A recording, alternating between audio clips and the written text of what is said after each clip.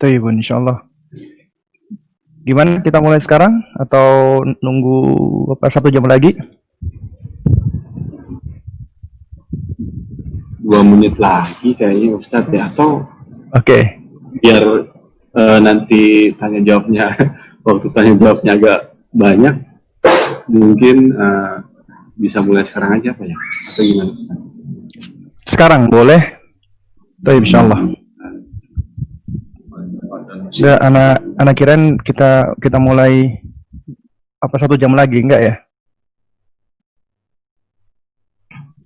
Wah, ada tidur di Ustaz. Kan insyaallah. Karena siapin perekam juga ini.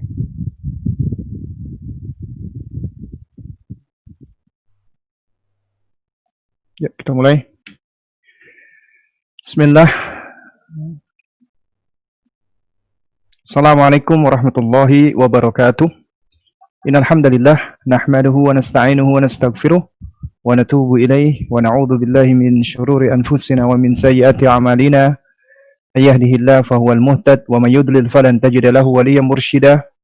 Asyhadu an la ilaha illallah wahdahu la syarikalah wa asyhadu anna Muhammadan abduhu wa rasuluh la nabiyya ba'dahu, amma ba'du. Fa inna asdaqal kalami kalamullah wa khairal hadi hadi Muhammadin sallallahu alaihi wa ala alihi wasallam wa syarrul umuri muhdatsatuha wa kullu muhdatsatin bid'ah wa kullu bid'atin dhalalah wa kullu dhalalatin finnar, amma ba'du. Ya. Para aba dan para ummahat, ikhwan dan akhwat rahimani wa rahimakumullah. Alhamdulillah di hari ini yaitu di hari Sabtu ya,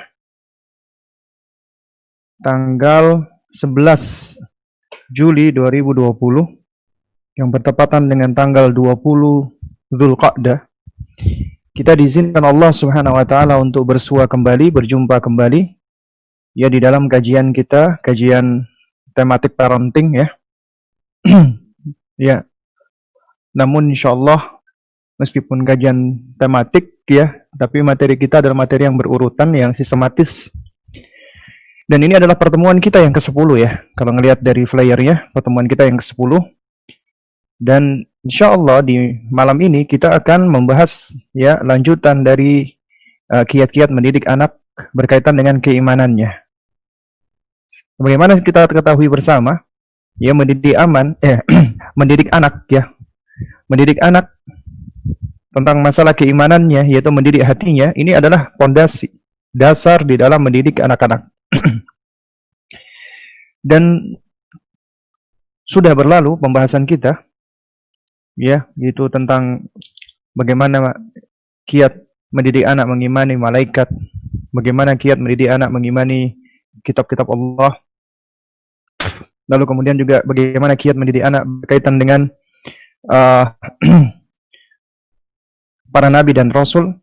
Maka sekarang kita membahas tentang bagaimana kiat mendidik anak mengimani hari akhir, hari kiamat. Bisa tah anak-anak ini dididik untuk mengimani hari akhir? Ya bisa. Ya. Sebagaimana mereka bisa dididik untuk mengimani perkara-perkara gaib yang lainnya, maka tentunya di dalam mengimani hari akhir juga pastinya bisa, dan ini juga suatu hal yang niscaya harus kita lakukan. Baik. Ya di sini saya sudah membuat ya slide yang sederhana sekali ya, dengan waktu yang ada. Ya, sebagaimana biasa kita bahas dulu pertama kali, kenapa kita mengajarkan anak mengimani hari akhir? Apa urgensinya? Pentingkah kita mengajari mereka untuk mengimani hari akhir? Ya, maka kita jawab, agama kita agama yang sempurna, yang tegak di atas dasar iman dan amal saleh. Ya, iman dan amal saleh. Dan kita dapati banyak di dalam Al-Quranul Karim ya, Allah Subhanahu wa taala itu senantiasa menyandingkan antara iman dan amal saleh. Ya. Dan ini merupakan apa? Merupakan kunci ya. Kunci segala bentuk keselamatan di dalam menghadapi dunia di dalam ya untuk menghadapi hidup di dunia ini, ya. Ya. Baik. Para abah dan para ummahat yang dimuliakan Allah Subhanahu wa taala. Jika ditanya kenapa kita mengajarkan anak mengimani hari akhir, maka yang pertama adalah karena mengimani hari akhir termasuk salah satu ruknun min arkanil iman. Salah satu rukun dari rukun-rukun iman. Yang mana apabila seseorang tidak mengimani ya salah satu dari rukun iman tersebut, maka gugur semua keimanannya, alias dia kafir. Nah, karena itu apabila ada orang dia mengimani akan adanya pencipta Allah Subhanahu wa taala, bahkan dia beribadah ya untuk Allah Subhanahu wa taala, tapi dia nggak mengimani hari akhir, maka batal. Dan coba jamaah sekalian, para abah dan para ummahat, coba kita pikirkan dengan akal sehat. Bagaimana mungkin seseorang dia menaati Allah Subhanahu wa taala, dia melakukan hal-hal kebaikan, sedangkan setelah itu tidak ada lagi hari setelahnya, tidak ada lagi hari pembalasan. Ya, nggak ada lagi hari untuk membalas semua amal-amalnya. Nah, jika demikian keadaannya, maka untuk apa manusia harus beramal baik? Ya, kalau toh tidak ada hari akhir, artinya ketika mati sudah selesai urusan, sudah tidak ada lagi kehidupan setelahnya. Karena itu makanya, ya, ketika kita berbicara tentang ya keimanan terhadap hari akhir, maka ini adalah di antara salah satu fondasi penting, ya. Fondasi yang sangat penting sekali di dalam agama kita ini. Ya. Bahkan kalau kita perhatikan, banyak sekali ayat-ayat di dalam Al-Qur'anul Karim itu menyandingkan antara yu'minu billahi wal yaumil akhir. Contohnya misalnya di dalam surat Al-Baqarah ayat 228. Ya. Itu Allah Subhanahu wa taala ketika berbicara tentang apa? Di sini. Ya, ketika Allah Subhanahu wa taala di dalam surat ini Allah berbicara tentang masalah perceraian, ya.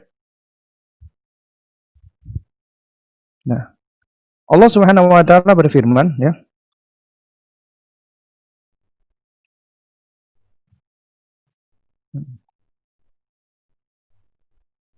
Wal mutalaq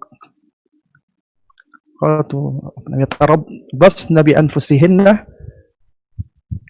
thalathata quru'in, ya.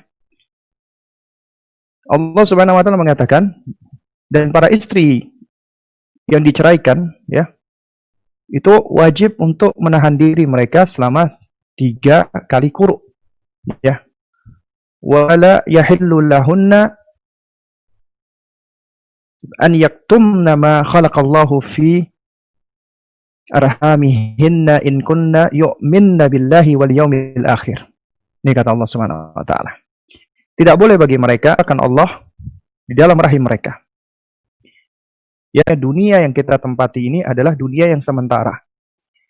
Karena mereka, ya, seiring dengan berjalannya waktu dan bertambahnya pengetahuan mereka, mereka akan tahu, mereka akan dapati kalau ada orang-orang di sekitarnya meninggal dunia. Dan mereka pasti tanya, ketika meninggal dunia, apa yang terjadi? Kenapa mereka meninggal? Kemudian setelah itu apa? Ya, dan ini adalah momen kita mengajarkan bahwasanya kita hidup di dunia inilah, nak, itu cuma sementara. Makanya ketika anak sudah disuburkan fitrahnya, imannya kepada Allah, maka mereka itu akan tumbuh setelah mahabbahnya, roja, ingin berjumpa dengan Allah Subhanahu wa taala. Mereka ingin bersua dengan Allah. Orang-orang yang sudah disuburkan rasa cintanya kepada Allah, juga termasuk anak-anak, dia ingin untuk segera bisa bertemu dengan penciptanya, untuk bisa melihat Allah, bisa melihat wajah Allah, dan itu nikmat yang paling besar. Ya. Nah, karena itu, ya sejatinya kita mulai mengajarkan anak kita dari semenjak mereka ngerti, mereka paham, di usia mereka sudah mampu untuk idrok, mengerti atau mengetahui ya, kurang lebih usia 6 tahun, 7 tahun udah usia mumayyiz, ya, atau bahkan sebelumnya ya, itu kita harus sudah ajarkan bahwasanya kita semua akan mati. Kamu sekarang masih kecil, kamu lihat abang mulai gede, nanti kamu lihat om itu, kemudian lihat abi, lihat kakek, lihat nenek. Kita akan semakin lama semakin menua, kemudian kita akan meninggal dunia. Bahkan ada yang nggak sampai tua meninggal dunia. Ya, artinya kita akan meninggalkan dunia ini. Ya, nah, Allah ciptakan kita dari ketiadaan, dari nggak ada. Kemudian Allah adakan kita, Allah ciptakan kita, kita ada wujud di muka bumi. Kemudian kita akan tiada, meninggal dunia. Nah, berarti ketika kita nggak ada, itu sejatinya nanti kita akan menghadapi yang namanya hari pembalasan. Di mana ketika kita di dunia ini, yang mana ini adalah hari beramal, ya, hari kita berbekal. Nah, nanti ketika kita udah meninggal dunia sudah nggak ada lagi amalan. Yang ada adalah tinggal penantian dan hisab, perhitungan. Yang ada tinggal ya kita menanti hisab Allah Subhanahu wa taala. Bahkan ya sebagiannya sudah ditunjukkan oleh Allah, yaitu berupa azab kubur atau siksa kubur dan berupa nikmat kubur. Nah, juga nggak kalah penting di sini adalah ya ketika kita mengajarkan tentang masalah keimanan kepada hari akhir, di sini ada salah satu pondasi pendidikan yang paling penting. Karena ketika mereka beriman kepada hari akhir, artinya di situ mereka akan beriman dengan surga dan neraka. Juga di situ mereka akan beriman dengan hari pembalasan. Semua amal mereka akan dibalas, baik dan buruknya. Ya. Berarti di sini kalau kita perhatikan ya, Allah menciptakan ada surga dan neraka. Surga Allah siapkan uiddat lil muttaqin. Bagi orang-orang bertakwa Allah siapkan. Neraka Allah siapkan uiddat lil kafirin, bagi orang-orang kafir. Makanya di sini ketika seseorang dia mengimani adanya hari akhir, ya, dan di hari akhir itu adalah hari pembalasan, Allah akan balas semua amalan kita, maka itu akan melahirkan targhib wa tarhib. Targhib itu akan memunculkan ar-raghbah, raja, harap. Karena ketika kita berbuat sesuatu di dunia ini, kita mengharapkan balasan dari Allah. Allah siapkan surga sebagai thawaban, reward bagi kita, bagi orang-orang yang bertakwa. Atau orang-orang yang ternyata di dunia ini mereka malah lalai dari Allah, malah bersikap sombong, takabur, nggak mau bersyukur kepada Allah, kufur kepada Allah, maka Allah ancam dengan neraka.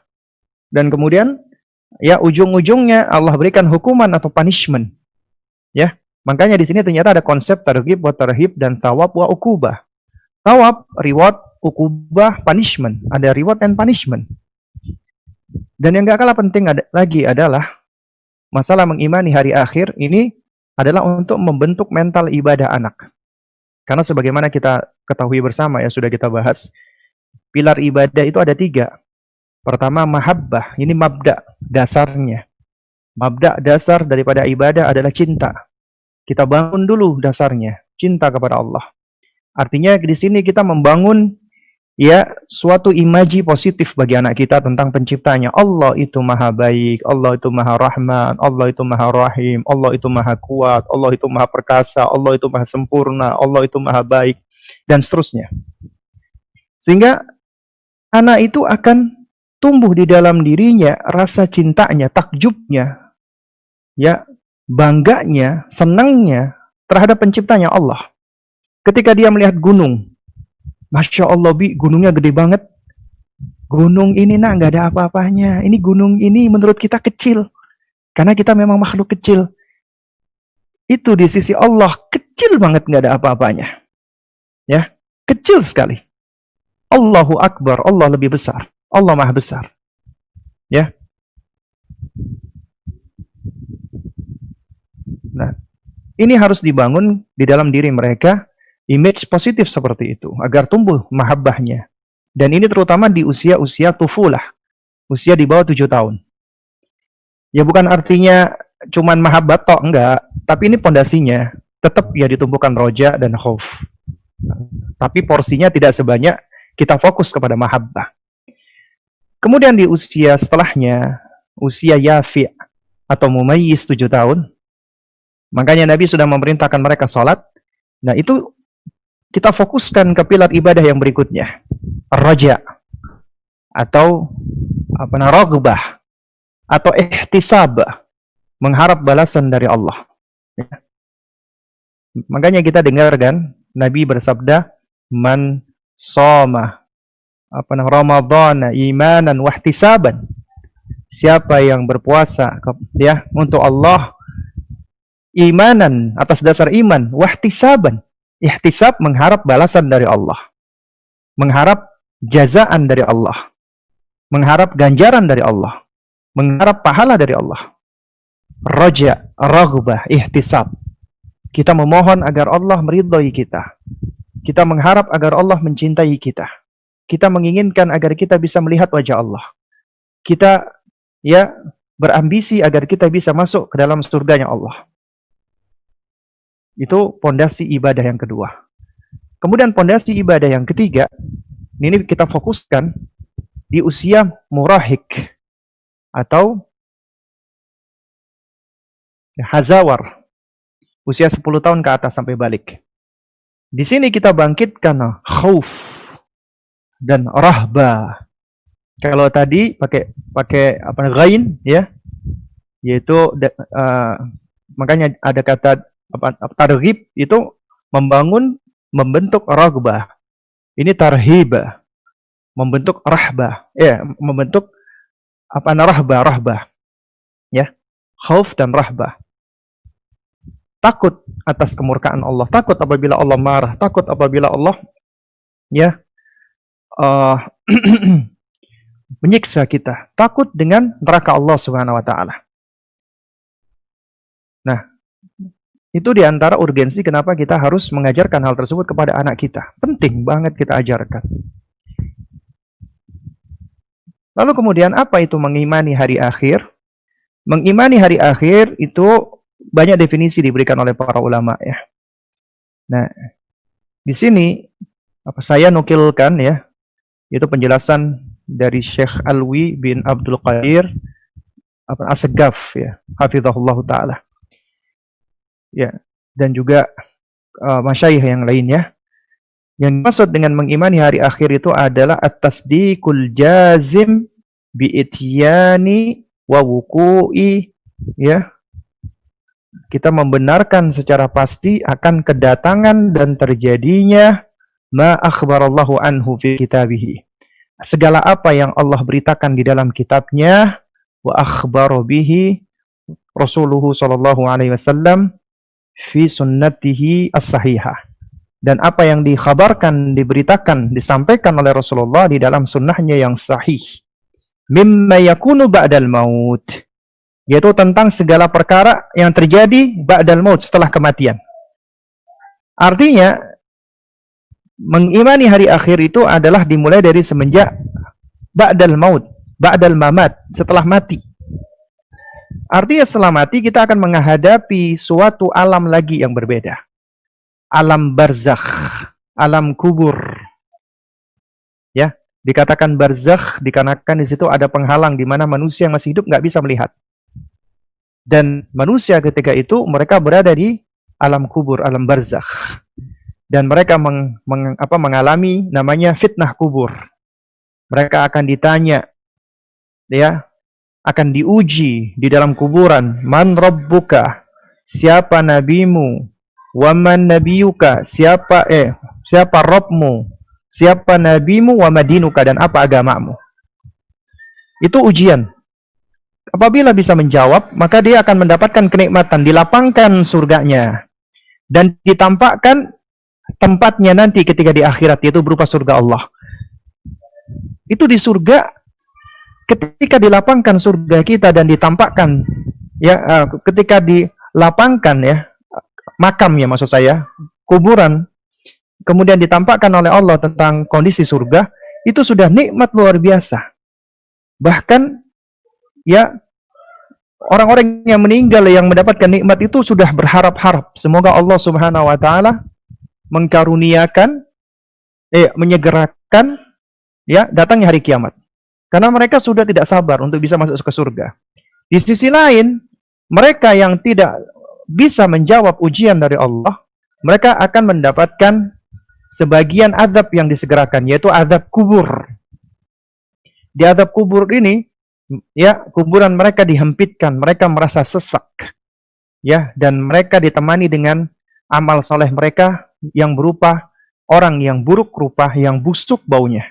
Adapun ya di dalam riwayat orang yang saleh maka amal solehnya berwujud menjadi seperti orang yang tampan, yang bersih, ya, yang bersinar, yang bercahaya, yang harum baunya. Dan itu sebaik-baik teman. Makanya sebaik-baik teman itu adalah amal amal kita. Adapun orang-orang buruk, orang-orang kafir, orang-orang jelek, orang-orang fasik, ketika mendapatkan azab kubur, udah ditunjukkan, ditampakkan, ini nanti tempatmu di neraka. Mereka sudah ketakutan luar biasa. Mereka sudah merasa ya penyesalan yang luar biasa, dan mereka hanya bisa apa? Menyesal dan berangan-angan. Duhai, seandainya aku dulu di dunia, aku mau bersama dengan dia, yaitu dengan Nabi dan para sahabatnya. Duhai, aku dulu ketika di dunia banyak bersedekah. Duhai, aku dulu cuman bisa berangan-angan. Yang ada hanya angan-angan, tapi nasib sudah menggubur. Ya, sudah tidak ada lagi kesempatan. Karena itu makanya ini adalah kesempatan kita satu-satunya ketika kita hidup di dunia. Kemudian setelah itu kita wajib mengimani ya hari kiamat yang akan terjadi beserta tanda-tanda yang menyertainya. Ya. Lalu kemudian setelah itu ya Allah perintahkan malaikat ya Israfil untuk meniup sangkakala, ya, mati semua makhluk yang ada, diperintahkan lagi Israfil untuk meniup sangkakala kedua, bangkit lagi kembali.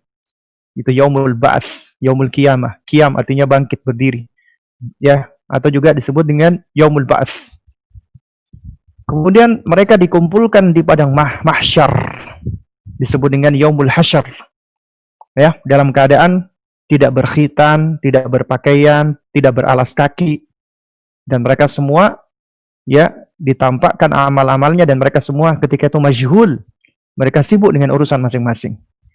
Tapi ternyata di situ ada riwayat-riwayat yang datang Allah memberikan naungan kepada 7 golongan yang tidak ada naungan kecuali naungan Allah di hari itu, karena matahari sangat dekat sekali, hanya beberapa mil saja. Sehingga keringatnya manusia itu membanjiri, ada yang setinggi tumitnya, setinggi mata kakinya, betisnya, pahanya, dadanya, dan seterusnya. Ya. Nah, kemudian juga ternyata di situ ada syafaat dari Nabi SAW. Ada 70.000 dari umat Nabi yang mendapatkan syafaat. Nggak perlu dihisap, langsung masuk surga. Masya Allah, mereka adalah orang-orang muwahhidun.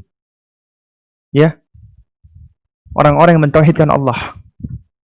Kemudian ditampakkan suhuf, catatan-catatan amalnya, dipaparkan semua. Tidak ada satupun yang terlewat. Mungkin kita lupa, tapi ketika itu dibuka semuanya. Yaitu kita dibawa kepada hari perhitungan, dihisab, kemudian ditimbang amalan kita di dalam suatu mizan, timbangan. Kemudian orang-orang yang berat timbangan bagian kanannya, maka dia menjadi orang yang beruntung. Ashabul yamin.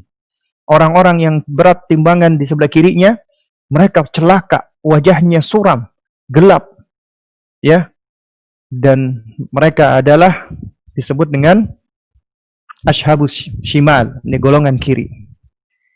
Baru kemudian setelah itu ya mereka siap untuk dibalas. Ya, makanya disebut dengan yaumuddin, hari pembalasan. Yaitu apa? Surga atau neraka. Tapi sebelumnya Nabi sudah menanti umatnya di hautnya. Ya, di hautnya sebelum manusia digiring menuju kepada sirat. Untuk melewati tiang tersebut, siapa yang selamat darinya maka masuk surga. Siapa yang tidak maka akan terhempas masuk ke dalam neraka. Nah, jadi para aba dan para ummahat mengeluarkan Allah Subhanahu wa taala ya. Jadi kalau kita perhatikan ternyata ya perjalanan hidup kita itu masih panjang. Tapi ternyata yang menjadi penentu adalah di dunia, dan ini sangat singkat sekali. Ya, sangat singkat sekali. Bahkan dikatakan illa ansyiyatan aw duhaha. Seakan-akan kita ini hidup di sini hanya ya dalam waktu senja saja atau waktu pagi saja. Tiba-tiba ternyata semua udah dibangkitkan di hari kiamat. Karena kita merasa begitu singkatnya. Ya. Lalu kemudian apa itu yaumil akhir atau hari akhir? Nah, di sini dikatakan apabila dikatakan yaumul akhir atau hari akhir, maksudnya adalah hari terakhir di dunia. Ya, dikatakan di ta'akhuri anid dunya. Ya, itu ya hari yang terakhir di dunia. Nah, tapi ini maksudnya ketika terakhir di dunia bukan artinya selesai. Ternyata di situ ada al-hayatu tsaniyah, kehidupan yang kedua, yang la nihayata laha, kehidupan kedua yang tidak ada akhirnya, nggak ada endingnya istilahnya, ya, alias apa namanya, never ending, nggak pernah ada habisnya. Manusia ketika sudah masuk ke fase kehidupan yang kedua, ya, yaitu di hari kiamat, maka la nihayata laha, imma mereka di surga atau imma mereka di neraka. Dan hari akhir adalah fase penentu kehidupan manusia. Yang mana ini diawali dari semenjak kita meninggal dunia, kita wafat. Kemudian kita berada di alam kubur dan kita menanti di sana sampai hari kiamat. Baru kemudian nanti ya, setelah itu baru kita dihisab, ditimbang dan ditentukan tempat kita, ya, tempat menetap kita, darul qarar. Apakah di surga ataukah di neraka. Dan hari akhir adalah hari yang tidak ada lagi hari setelahnya. La yauma ba'dahu. Ya. Artinya itu sudah the last day. Ya. Benar-benar hari yang sudah the last day, dan di mana di situ ketika itu sudah tidak ada lagi kematian. Manusia sudah menetap imma di surga, imma di jannah. Imma di neraka. Ya. Nah, makanya hari akhir itu disebutkan oleh Al-Quran itu dengan berbagai macam nama yang berbeda. Ya, setidaknya ada 19 nama yang berbeda disebutkan di dalam Al-Quran. Ya, ini disebutkan oleh Syekh Yusuf Al-Wabil. Di antaranya, ya, hari kiamat disebut dengan As-Sa'ah atau Yaumul Ba'ats, Yaumuddin, kayak Maliki Yaumiddin, ya. Yaumul Hasrah, hari penyesalan. Ad-Darul Akhirah, negeri akhir, kampung terakhir. Atau Yaumut Tanad, ketika itu hari satu dengan yang lainnya saling menyeru, saling memanggil. Darul Qarar, tempat menetap yang langgeng. Yaumul Fasl, hari pemisah, dipisahkan antara mana orang-orang yang beruntung dan mana orang-orang yang celaka. Mana yang beriman dan mana yang kufur, yang kafir. Mana golongan kanan, mana golongan kiri. Kemudian juga disebut dengan Sakhah, yaitu hari kiamat, yaitu suara yang memekakkan telinga. Ya, ketika ditiup sangkakala yang memekakkan telinga. Kemudian disebut juga dengan Yaumul Jama', hari berkumpulnya semua manusia dari zamannya Nabi Adam hingga manusia terakhir. Disebut juga Yaumul Hisab, ya, hari perhitungan. Karena semua amal-amal kita dihitung oleh Allah Subhanahu wa taala. Yaumul Wa'id, hari yang dijanjikan oleh Allah, bahwasanya hari ini adalah hari yang hak, yang benar, yang Allah janjikan, hari sebagai hari pembalasan. Yaumul Khulud, hari yang kekal, ya, artinya sudah tidak ada lagi kematian setelahnya. Yaumul Khuruj, hari manusia keluar, dibangkitkan dari kuburan-kuburan mereka.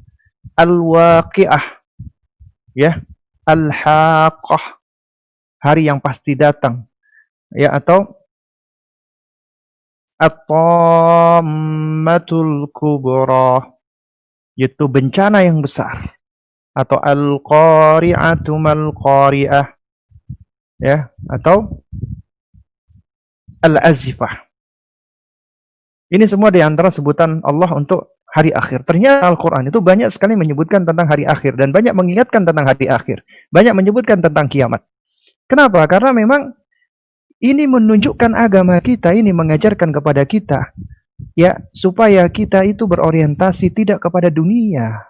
Orientasi kita adalah kepada akhirat. Dan ad-dunya mazra'atul lil akhirah. Dan dunia itu tempat bercocok tanam untuk akhirat. Di akhirat baru kita memanennya. Sekarang adalah saatnya kita bersusah payah. Ya. Nah, Allah dan Rasulnya seringkali menggandengkan antara keimanan kepada Allah dengan hari akhir. Ya. Sebagaimana yang sebagian sudah saya sebutkan tadi. Ya, di surat Al-Baqarah itu ada setidaknya 3 ayat. Nah, di ayat 38 Allah Subhanahu wa taala berfirman, "Walladzina yunfikuna amwalahum ria'an nasi." Dan orang-orang yang menafkahkan harta-harta mereka pengen dilihat, riya. Ya, kepada manusia. Wala yu'minuna billahi wala bil yaumil akhir. Dan mereka tidak beriman kepada Allah dan tidak beriman kepada hari akhir. Di dalam surat At-Taubah juga demikian. Allah ketika berfirman, qatilul ladzina la yu'minuna billahi wala bil yaumil akhir. Perangilah orang-orang yang enggak mau beriman kepada Allah dan tidak pula beriman kepada hari akhir. Orang-orang musyrikin Quraisy itu termasuk mereka orang-orang yang tidak mengimani akan adanya hari akhir.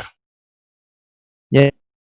Makanya juz Ammah, surat Makkiyah, itu juga banyak bercerita tentang hari akhir.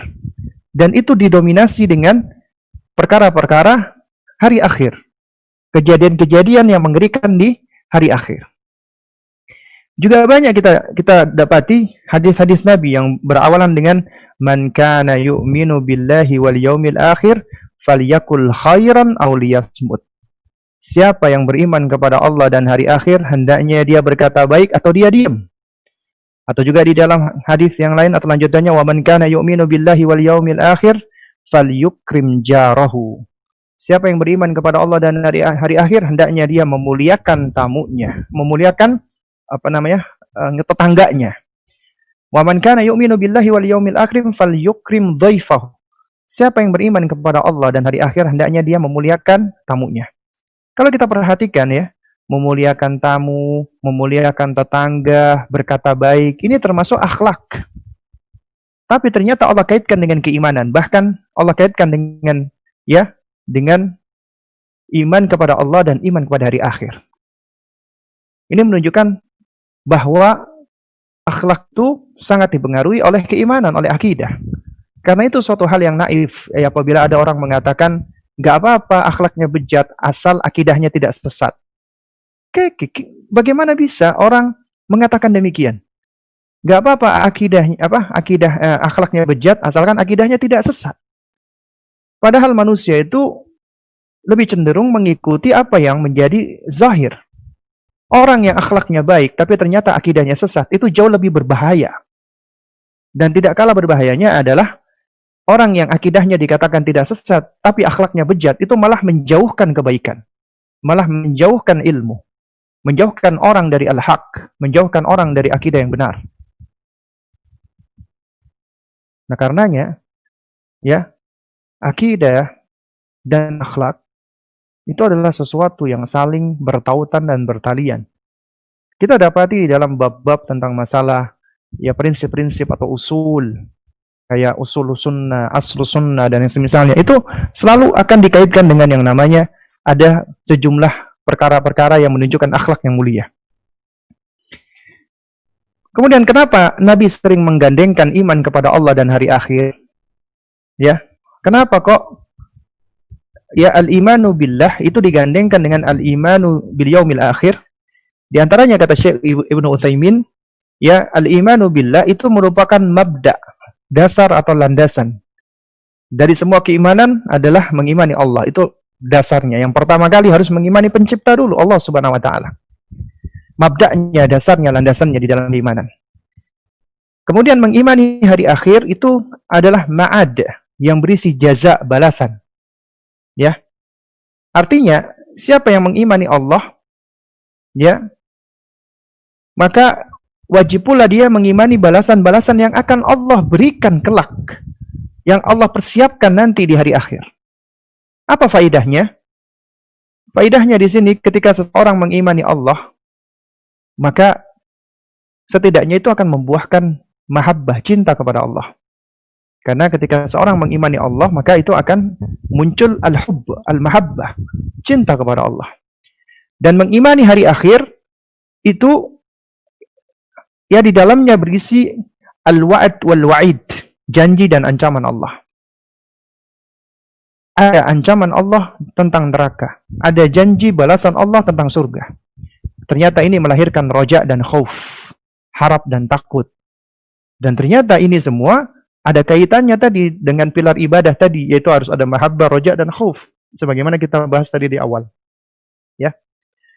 Jadi apabila seseorang itu dikatakan beriman kepada Allah,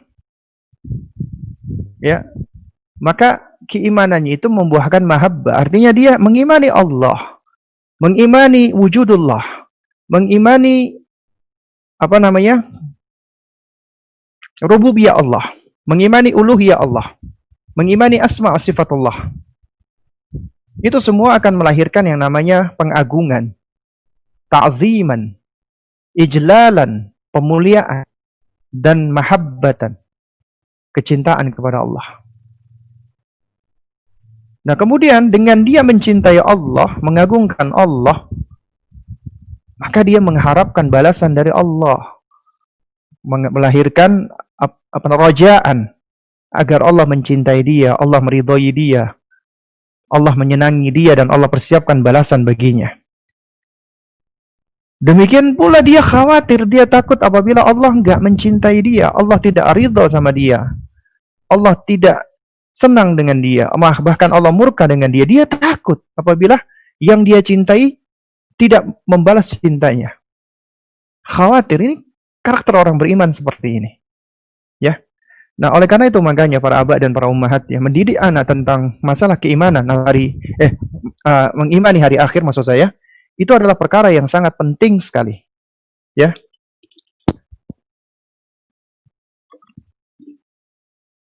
Ya. Jadi ini adalah suatu perkara yang sangat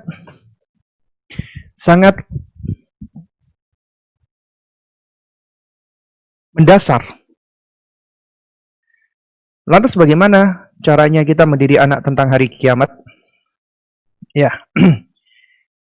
Cara kita untuk mendidik mereka tentang keimanan terhadap hari akhir, maka kita pun juga harus melihat fase perkembangan mereka sesuai dengan daya tangkapnya, daya nalarnya. Ya, karena jangan sampai ketika kita menyampaikan sesuatu yang belum bisa dinalar baik dengan mereka, akhirnya yang muncul adalah suatu hal yang tidak kita harapkan. Contoh misalnya, ketika kita tidak hikmah mendidik anak usia 4 tahun, 5 tahun, udah ditakut-takuti dengan neraka. Dijelaskan tentang betapa pedihnya siksa neraka. Coba, apa yang akan muncul di benaknya anak, ya? Padahal dia ini masih butuh belajar untuk mengetahui antara kebaikan dan keburukan. Dan dia tahu, ya, sesuai dengan fitrahnya, menyakiti makhluk lain, menginjak, apalagi membakar, itu perbuatan jahat, gitu loh. Itu perbuatan yang jahat. Sekarang digambarkan Allah, Tuhannya, penciptanya, itu menyiksa manusia, membakar manusia. Dan dia nggak punya pondasinya. Bagaimana benaknya anak-anak tersebut? Bagaimana pikirannya anak-anak itu? Ketika orang tua keliru mendahulukan untuk nakut-nakuti anak, belum dibangun dasarnya, pondasinya, nggak dibangun imaji positif anak terhadap Allah, agar anak itu mencintai Allah, yang mana ini merupakan mabda, sudah ditakut-takuti, diancam-ancam dengan siksa Allah. Bahkan anak 5 tahun gak sholat, kamu nanti masuk neraka, dibakar sama Allah. Sini. Dia pengen menunjukkan, dikonkretkan. Ya ini, lihat kompor. Coba disuruh anaknya dideketin ke kompor. Panas gak? Panas. Ini api di dunia, api di akhirat itu lebih panas lagi. Tujuan orang tuanya baik. Anak supaya tahu, supaya anak ini takut sama Allah. Baik tujuannya, tapi tidak hikmah. Kenapa? Karena tidak dibangun dulu dasarnya sebelum menakut-nakuti anak. Manusia ketika takut dengan sesuatu cenderung menjauhi yang ditakuti. Anda takut dengan sesuatu, ya. Anda ya sekarang, Anda takut dengan singa. Takut nih. Kira-kira Anda mau deket-deket nggak dengan singa? Nggak mau. Anda takut sama ya orang yang serem atau anak-anak yang takut dengan badut misalnya. Mau nggak sih dia deket-deket? Nggak mau, dia akan menjauh. Karena dia merasa takut, ngeri, dan itu menyebabkan dia menjadi jauh dari yang ditakuti. Sedangkan kita membangun takutnya anak kita kepada Allah tidak membuatnya dia jauh, tapi malah semakin dekat dengan Allah. Takutnya itu melahirkan haibah, ya. Dia merasa kagum dengan Allah. Dia takut karena Allah Maha Besar. Allah itu Maha pedih siksanya, tapi untuk orang-orang yang memang membangkang, yang layak untuk hukum oleh Allah Subhanahu wa taala. Karena secara asal kita nggak boleh, ya misalnya kita menyebut Allah Subhanahu wa taala itu ketika Allah mengatakan ya wa makaru, mereka berbuat makar. Ya. Demikian pula Allah berbuat makar kepada mereka. Ya. Allah membalas makar mereka. Kemudian kita sebut Allah Al-Makir, wahai yang berbuat maha berbuat makar. Tidak diperbolehkan ini di dalam bab tauhid asma wa sifat. Kita nggak boleh memberikan nama Allah dengan cara seperti ini. Dikatakan Allah Al-Makir. Allah murka, Allah marah, ghadab. Ya. Nggak boleh kita mengatakan kepada Allah Al-Ghadib, wahai Rabb yang maha pemarah. Nggak boleh. Ya. Kenapa? Karena ya perbuatan Allah ketika Allah melakukan tipu muslihat, ketika Allah berbuat makar, ketika Allah marah atau murka, itu ya disifatkan kepada Allah Subhanahu wa taala ya sebagai muqabal, sebagai muqabil ya atas amalan-amalan manusia, amalan makhluknya. Itu dihadapkan sebagai balasan atas perbuatan makhluknya. Ada manusia yang membangkang, menyombongkan diri seperti Fir'aun misalnya alaihi laknatullah. Ketika didakwai Nabi Musa alaihissalam, dia mengatakan wa ana rabbukumul a'la, akulah Rabbmu yang paling tinggi. Dia berbuat tagha, melampaui batas, berbuat kezaliman yang paling besar. Allah murka tidak? Murka. Murka karena apa? Karena kezalimannya. Kemurkaan Allah ini dihadapkan karena apa? Untuk sebagai pembalasan atas perbuatan makhluknya. Tapi Allah tidak disifatkan secara mutlak, secara independen dengan sifat-sifat tersebut. Tapi berbeda dengan Ar-Rahman, Ar-Rahim, Al-Qawi, Al-Hakim, Al-Alim, Al-Halim, dan yang semisalnya. Semua sifat-sifat yang sempurna. Beda. Ya. Nah, karena itulah para abah dan para ummahat yang dimuliakan Allah Subhanahu wa taala, ketika kita berbicara tentang masalah-masalah imanan seperti ini, tidak lepas dari kita berbicara tentang al-imanu billah, mengimani Allah Subhanahu wa taala. Karena itu makanya ya ketika kita hendak mendidik anak kita tentang masalah hari kiamat, sebelum kita bicara hari kiamat, maka kuatkan dulu pondasinya. Bentuk dulu pondasinya. Bentuk dulu landasannya. Bentuk dulu fundamennya, yaitu al-imanu billah. Karena kata al-imanu bil yaumil akhir itu seringkali dan hampir atau nyaris selalu digandengkan dengan al-imanu billah. Al-imanu billah diletakkan pertama kali. Karena ini menjadi mabda atau pondasi mendasar. Karena itu harus didahulukan dulu mengimani Allah Subhanahu wa taala. Mengimani Allah, ajarkan wujudullah, Allah itu ada, nak. Allah itu eksis, ada, meskipun kita nggak bisa melihat Allah, tapi Allah ada, bisa dibuktikan dengan ciptaannya, dengan fitrah kita, dengan akal sehat kita, dengan naluri kita, dengan banyak hal menunjukkan Allah itu ada. Bahkan yang mengatakan Tuhan tidak ada, dia harus menunjukkan bukti Tuhan nggak ada. Kenapa? Karena munculnya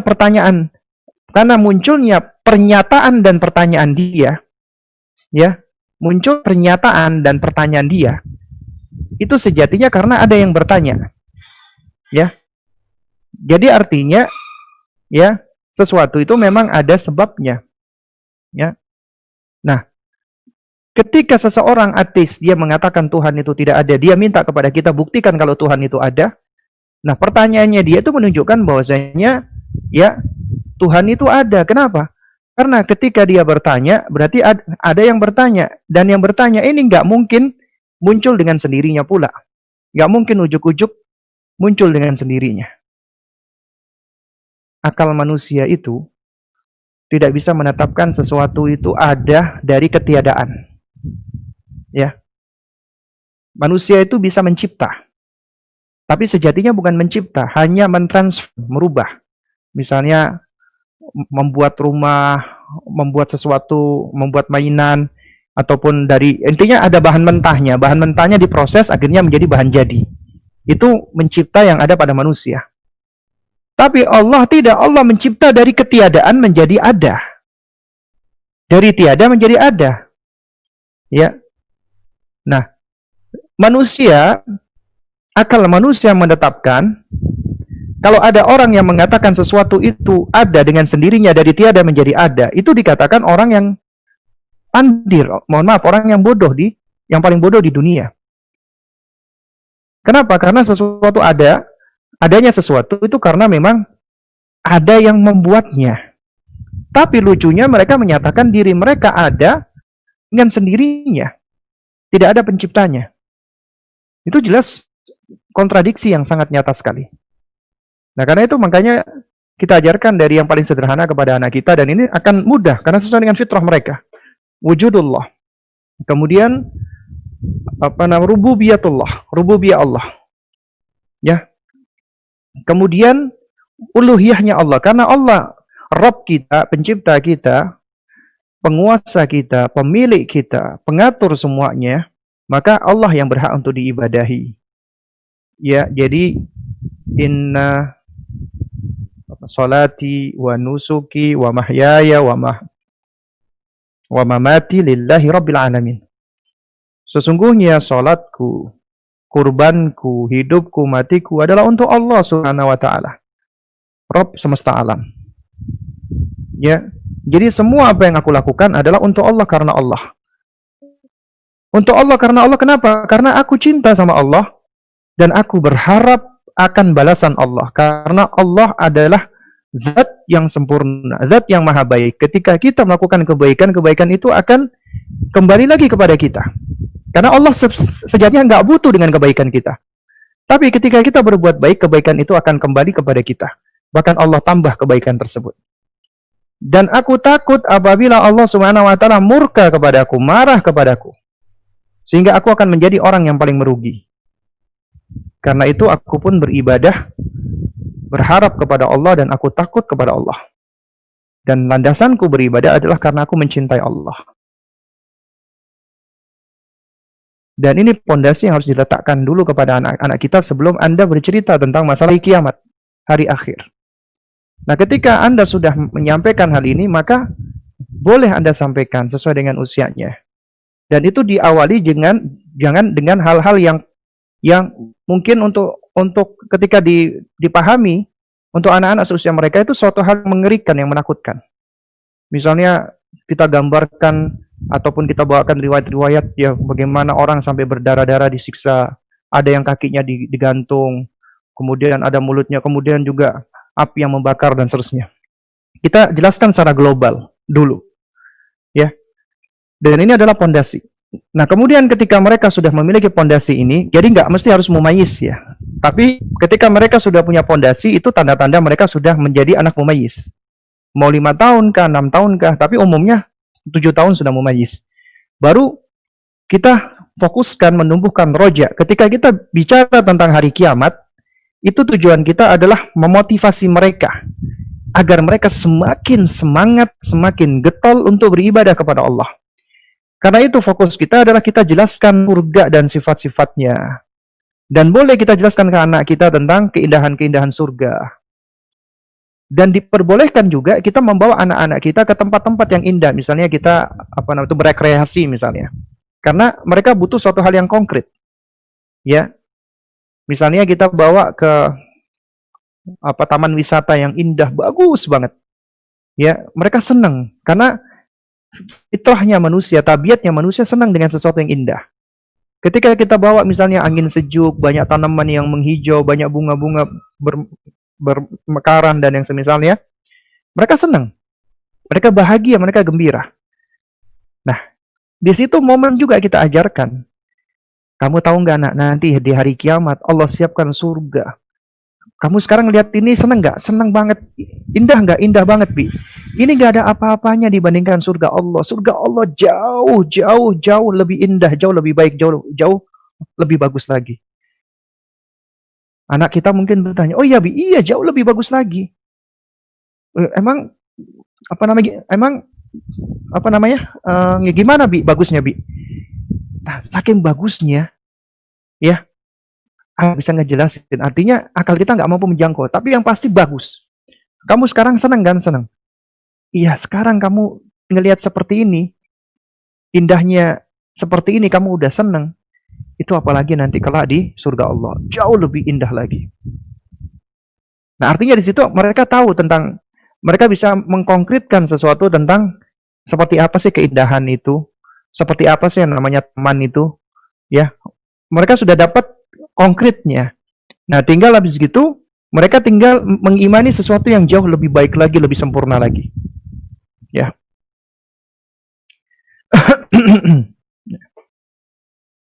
Nah, oleh karena itu makanya yang pertama kali kita fokuskan adalah roja. Kita jelaskan tentang surga, sifat-sifatnya. Kemudian kita jelaskan juga bahwasanya Rasulullah itu ya diberikan keutamaan, kemuliaan oleh Allah, bisa memberikan syafaat. Ketika Nabi memberikan syafaat, nanti akan ada 70.000 umat dari umatnya itu yang masuk surga tanpa hisab. Kemudian juga ada ya syafaat yang lainnya yang diberikan oleh Nabi SAW kepada umatnya. Kemudian juga nanti ketika di padang mahsyar, dia jelaskan padang mahsyar itu memang kondisinya menakutkan, tapi ternyata ada kebaikan-kebaikan Allah. Allah berikan naungan. Ya, di hari yang tidak ada naungan kecuali naungannya. Kita jelaskan tentang ada tujuh golongan tersebut. Kita jelaskan tentang hautnya Nabi, dan kita jelaskan siapa nanti yang akan ya bisa mendekati Nabi di hautnya. Ternyata orang-orang yang menegakkan sunnah Nabi. Ya. Kemudian kita jelaskan bagaimana kondisinya orang-orang yang beriman di di yaumil qiyamah. Dari golongan ashabul yamin, orang-orang yang beruntung, wajahnya bersinar-sinar terang, ya cerah, gembira. Dan kita munculkan roja di dalam diri mereka supaya mereka pengen menjadi orang-orang seperti itu.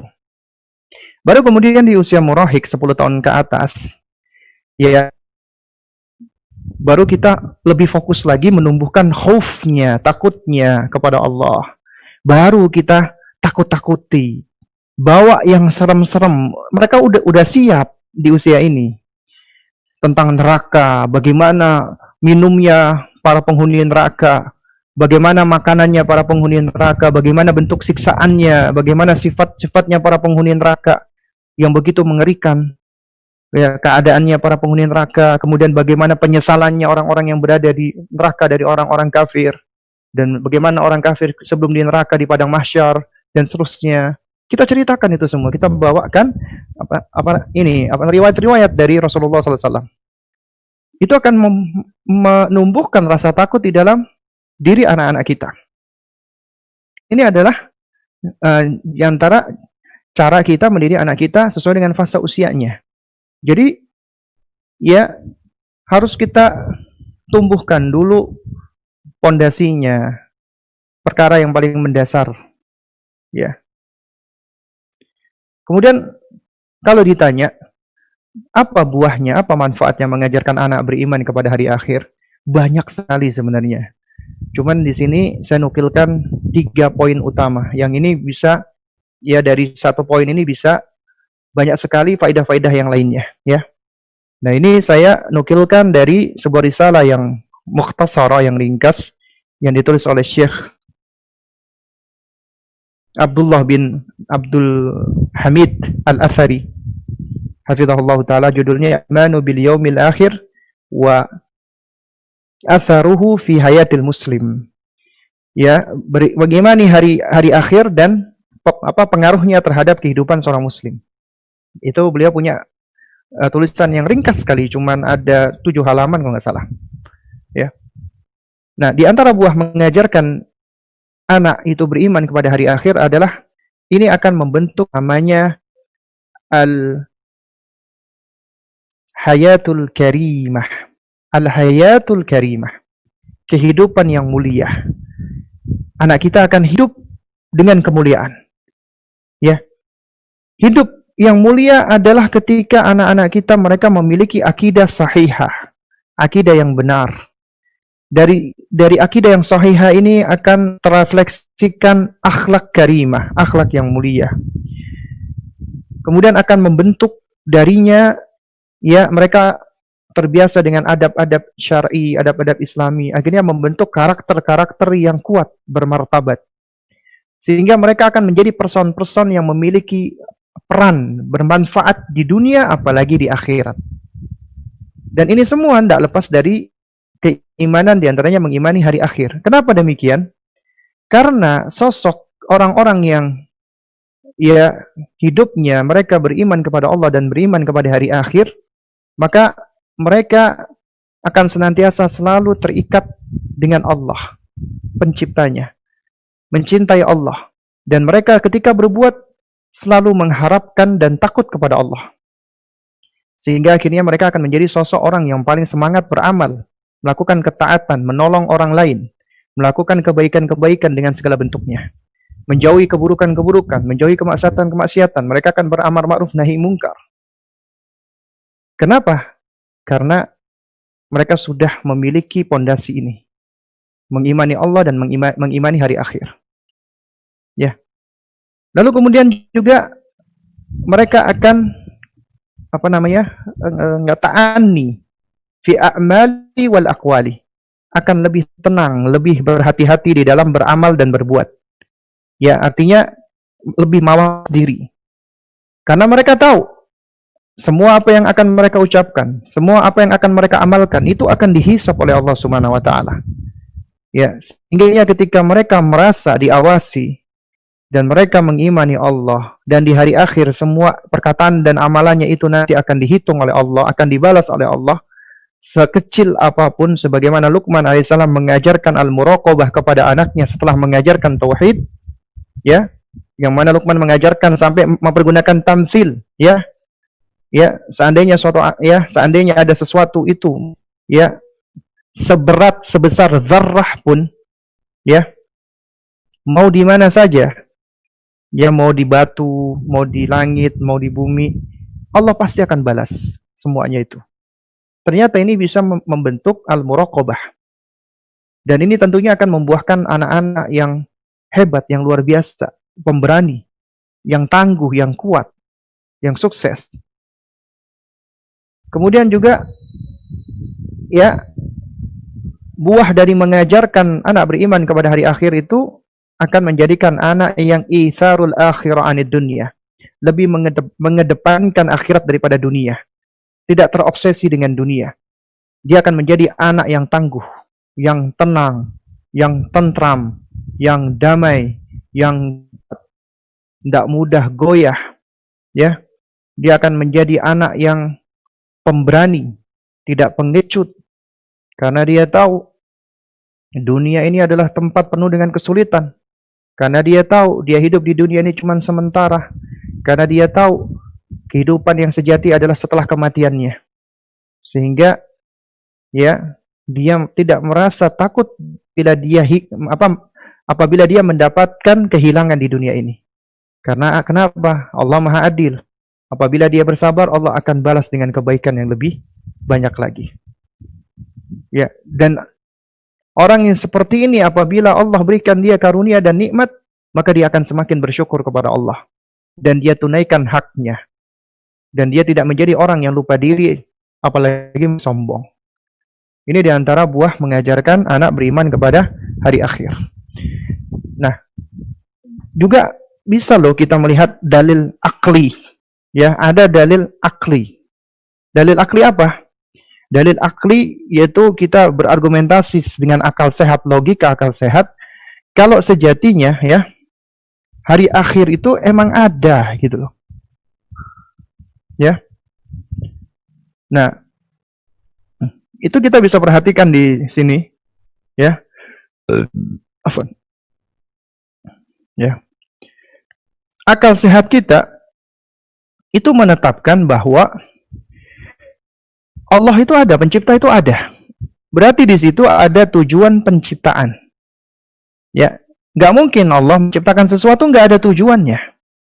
Makanya di dalam surat Al-Mu'minun ayat 115 Allah ya mempergunakan uslub ya seakan-akan bertanya tapi mengandung peringatan ya dan pengingkaran. Apa kata Allah Subhanahu wa taala? Allah mengatakan afa hasibtum annama khalaqnakum abatha wa annakum ilaina la turja'un. Apakah kamu mengira bahwasanya ya setelah kami menciptakan kamu, itu kami biarkan begitu saja. Atau kami menciptakan kamu itu cuma untuk main-main saja, iseng saja. Gak ada manfaatnya. Apakah seperti itu? Tidak. Wa annakum ilaina la turja'un. Dan apakah kamu mengira bahwasanya kamu tidak akan dikembalikan lagi kepada kami? Ya. Nah, jadi orang yang berakal sehat, ketika dia memikir, merenungkan tentang kehidupannya, karena manusia itu pasti di dalam dirinya masih ada ya sekafir-kafirnya, masih ada tetap ya entah itu setitik fitrah di dalam dirinya. Ya. Dan setitik fitrah ini juga akan berusaha untuk apa? Untuk mengajak dia untuk kembali kepada penciptanya, kembali kepada Allah. Ya. Untuk memikirkan, untuk apa sih sebenarnya kamu hidup di muka bumi ini? Untuk apa sih sebenarnya kamu ya menghabiskan waktumu di muka bumi ini? Apakah kamu ada cuman begitu saja? Lahir, kemudian kamu berfoya-foya, kemudian kamu mati, selesai begitu saja? Lalu bedanya dengan hewan apa? Ya. Sedangkan hewan sendiri pun juga ya sebagaimana dikatakan oleh para ulama ahli tafsir sesuai dengan keadilan Allah, juga mereka akan ada loh yang dihisab oleh Allah. Misalnya ada kambing yang menanduk kambing yang satunya hingga kambing ini terluka, akan dihisab oleh Allah. Nanti di hari kiamat akan dibalas. Kemudian setelah itu Allah jadikan mereka seperti debu. Ya. Allah jadikan seperti apa? Seperti debu. Ya. Jadi selesai begitu saja. Ya, nah, makanya ya di dalam juz Ammah ya, surat An-Naba ya, di ayat yang terakhir ya, itu para ulama menerangkan maknanya adalah seperti itu ya. Ketika Allah berkata, wa yaqulul kafiru ya laitani kuntu turaba. Ketika orang-orang kafir itu mengatakan, aduhai, seandainya aku dahulu menjadi debu begitu saja. Yaitu dikatakan oleh para ulama di antara maknanya karena mereka melihat ketika hewan-hewan itu dihisap oleh Allah, kemudian dibalas perbuatan mereka satu dengan yang lainnya, kemudian Allah jadikan mereka seperti turab, seperti tanah, debu, selesai. Maka berangan-angan orang-orang kafir. Dan ini orang-orang kafir di hari akhir cuma bisa berangan-angan doang gitu loh. Ya. Ya laitani kuntu turaba. Duh, seandainya aku ini bisa jadi seperti mereka, seperti debu. Selesai. Tapi ternyata enggak. Ternyata aku harus menghadapi semua amalanku dengan dimasukkan aku ke dalam neraka.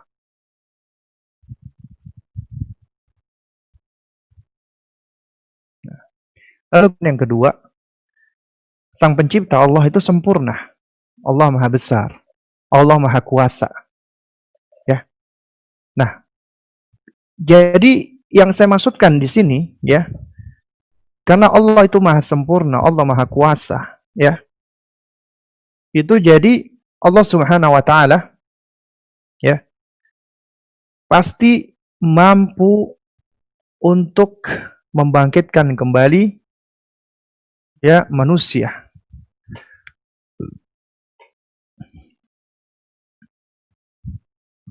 Ya.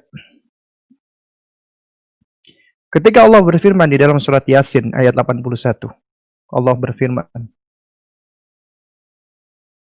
"Awalaysa alladzi khalaqas samawati wal arda biqadirin ala ay yakhluqa mithlahum bala wa huwal khallaqul alim." Dan tidakkah Rabb yang menciptakan langit dan bumi itu, Dia berkuasa untuk menciptakan kembali jasad-jasad yang sudah hancur lebur itu? Iya, bala, benar. Wa huwal khallaqul alim. Dan dialah yang maha pencipta lagi maha mengetahui. Kenapa? Innama amruhu idza arada syai'an ay yaqula lahu kun fayakun. Sesungguhnya perintah Allah, apabila Allah menginginkan sesuatu, menghendaki sesuatu, cukup Allah berkata, kun, jadi, fayakun, maka jadilah. Ya. Fasubhanalladzi biyadihi malakutu kulli syai'in wa ilaihi turja'un. Ayat terakhir dari surat Yasin. Maka maha suci Allah yang di tangannya kekuasaan atas segala sesuatu dan kepadanya lah kamu dikembalikan. Ya. Jadi akal kita menetapkan ketika pencipta itu begitu sempurnanya menciptakan semua alam semesta ini, ya, berarti, ya, Allah itu mampu untuk menciptakan sesuatu dari ada menjadi tiada, dari tiada menjadi ada, apalagi dari ada, ya, menjadi tiada, kemudian dari tiada menjadi ada kembali. Allah kuasa, ya. Makanya Allah di poin yang ketiga mampu untuk menciptakan manusia dari ketiadaan, ya, dari nihil, ya, dari nggak ada, ya, itu menjadi ada dan berwujud, ya, sempurna. Nah, karena di dalam surat Al-Hajj, ya, ayat kelima, ini ayat yang mengajak kita untuk berpikir secara logis. Di sini Allah ingin menjawab orang-orang yang memiliki keraguan tentang adanya hari kiamat. Dan syaitan itu selalu berusaha untuk menghembuskan was-was, keraguan-keraguan kepada manusia, termasuk kepada kita. Ya, keraguan-keraguan. Gak usah takut, hari kiamat itu gak ada. Yang gak usah takut, ya kamu kalau udah mati, udah selesai. Itu ada loh, bisikan yang jelek seperti itu. Dan ini yang diyakini oleh orang-orang kafir. Makanya di dalam surat Al-Hajj ayat kelima, kita diajak untuk berpikir secara logis. Ya ayyuhan nas, wahai sekalian manusia, Allah menyeru semua manusia. In kuntum fi raibim minal ba'thi, fa inna khalaqnakum min tubin, thumma min nutfatin, thumma min alaqatin, thumma min mudghatin mukhallaqatin wa ghairi mukhallaqatin. Dan ini luar biasa, ya. Allah ketika menyebutkan tentang fase-fase manusia masih menjadi fase perkembangan janin pada manusia. Di dalam ilmu embriologi ini sangat detail sekali dan sangat selaras dengan sains modern. Wahai sekalian manusia, jika kamu ragu tentang hari kebangkitan, kamu dibangkitkan dari kubur, maka ketahuilah sesungguhnya kami jadikan kamu dari tanah, kemudian dari nutfah, setetes mani, kemudian dari alaqah, segumpal darah, kemudian dari mudghah, segumpal daging, mukhallaqatin wa, ya, ini luar biasa ketika Allah menyebutkan, ya, mukhallaqatin, ada yang berbentuk jadi, artinya menjadi manusia, wa ghairi mukhallaqatin, ternyata ada juga yang tidak tidak lanjut lagi prosesnya. Artinya dia tidak menjadi janin, tidak menjadi manusia. Artinya ada janin yang menjadi proses akhirnya Allah tiupkan ruh, sama ada janin yang tidak berbentuk ternyata. Ya. Untuk apa? Linubayyina lakum. Ya. Untuk kami jelaskan kepada kalian, ya. Agar kami bisa menjelaskan kepada kalian. Wa nukirru fil arhami ma nasha'u ila ajalim musamma thumma nukhrijukum tiflan thumma litablughu asyuddakum. Nah, ini juga perhati Allah sangat detail sekali ketika menjelaskan fase-fase kita. Ya. Supaya kami jelaskan kepada kamu, dan kamu, ya, kami tempatkan di dalam rahim. Ya. Sesuai dengan yang kami kehendaki sampai waktu yang sudah ditentukan. Kemudian kami keluarkan kamu menjadi tiflan, menjadi anak-anak, menjadi bayi. Kemudian dengan berangsur-angsur kamu menjadi gede, balik dewasa. Kemudian apa kata Allah berikutnya? Ya. Wa minkum man yutawaffa wa minkum man yuraddu ila ardhalil umuri likai la ya'lam, ya, min ba'di ilmin syai'a. Nah, di antara kamu ada yang diwafatkan. Artinya belum tua wafat. Dan di antara kamu ada pula yang dipanjangkan usianya sampai dia pikun. Supaya dia tidak tahu lagi sesuatu yang dahulunya telah dia ketahui. Artinya dia sudah lupa. Dia mengalami penyakit pikun.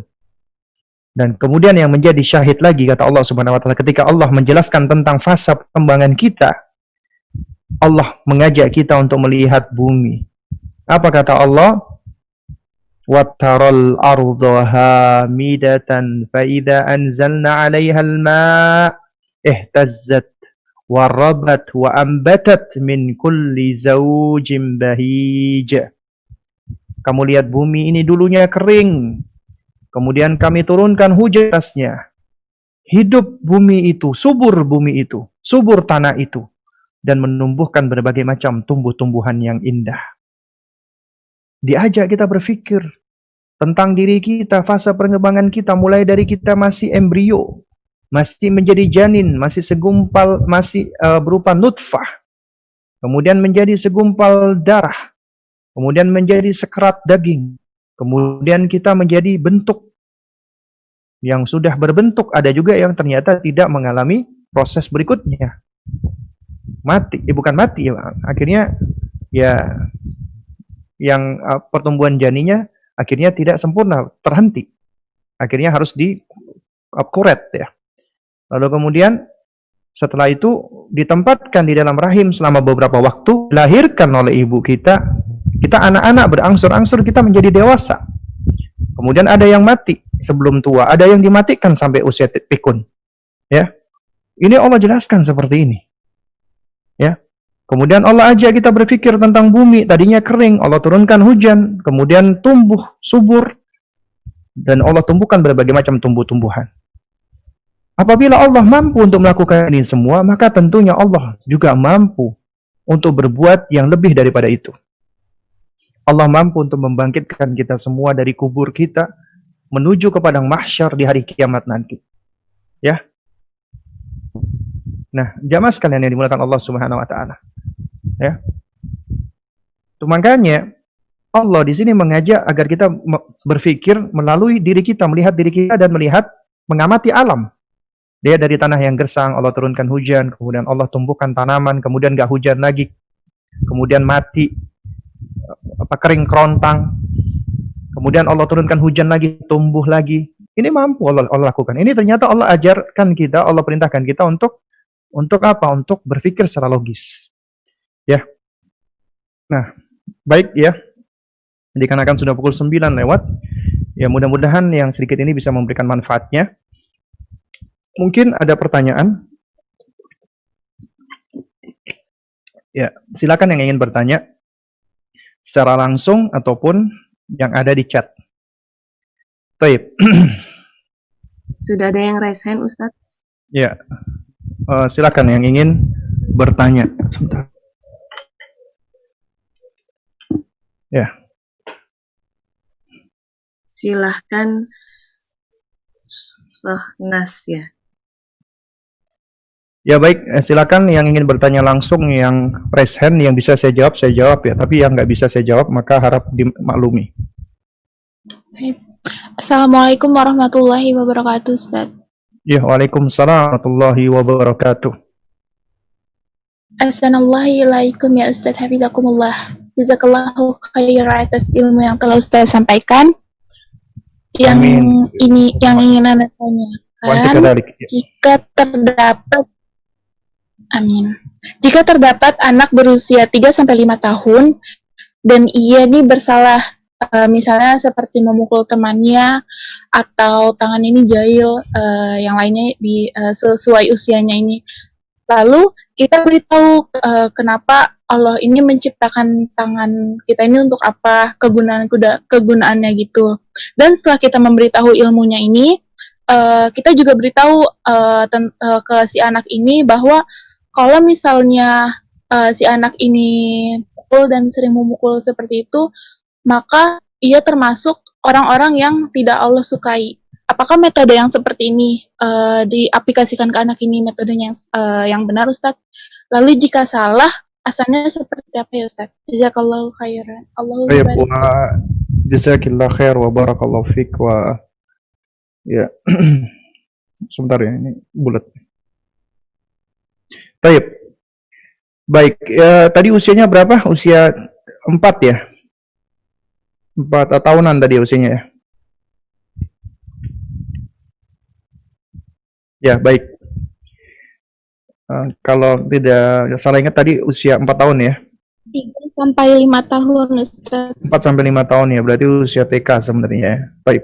Sebenarnya anak usia 4-5 tahun itu ya kemampuan bernalarnya juga sudah mulai berkembang ya. Dan itu berkembangnya sangat pesat sebenarnya.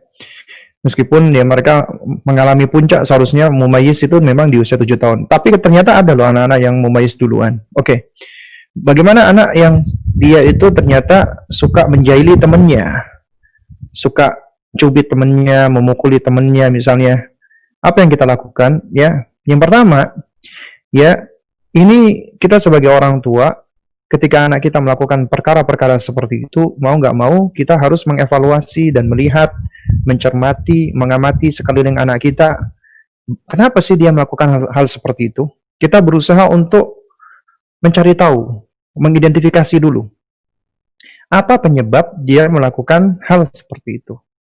Ya, apakah karena dia mencontoh, ataukah karena dia ya melihat dari tontonan dia, misalnya entah itu di TV atau di YouTube, atau melihat temannya sendiri, atau itu berangkat dari nalurinya dia. Artinya yang saya maksud naluri itu begini, manusia itu punya goriza, naluri mempertahankan.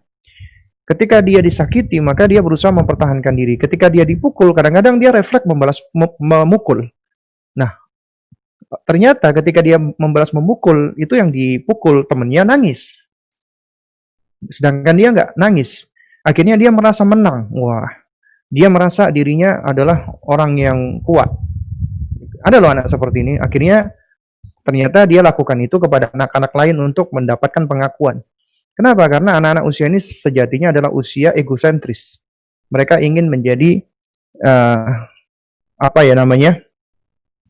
sosok anak yang ingin dijadikan sebagai pusat perhatian. Ya, bukan cuma oleh orang tuanya, tapi oleh semua orang yang ada di dekatnya, di sekitarnya, di sekelilingnya. Dia ingin diperhatikan sebenarnya.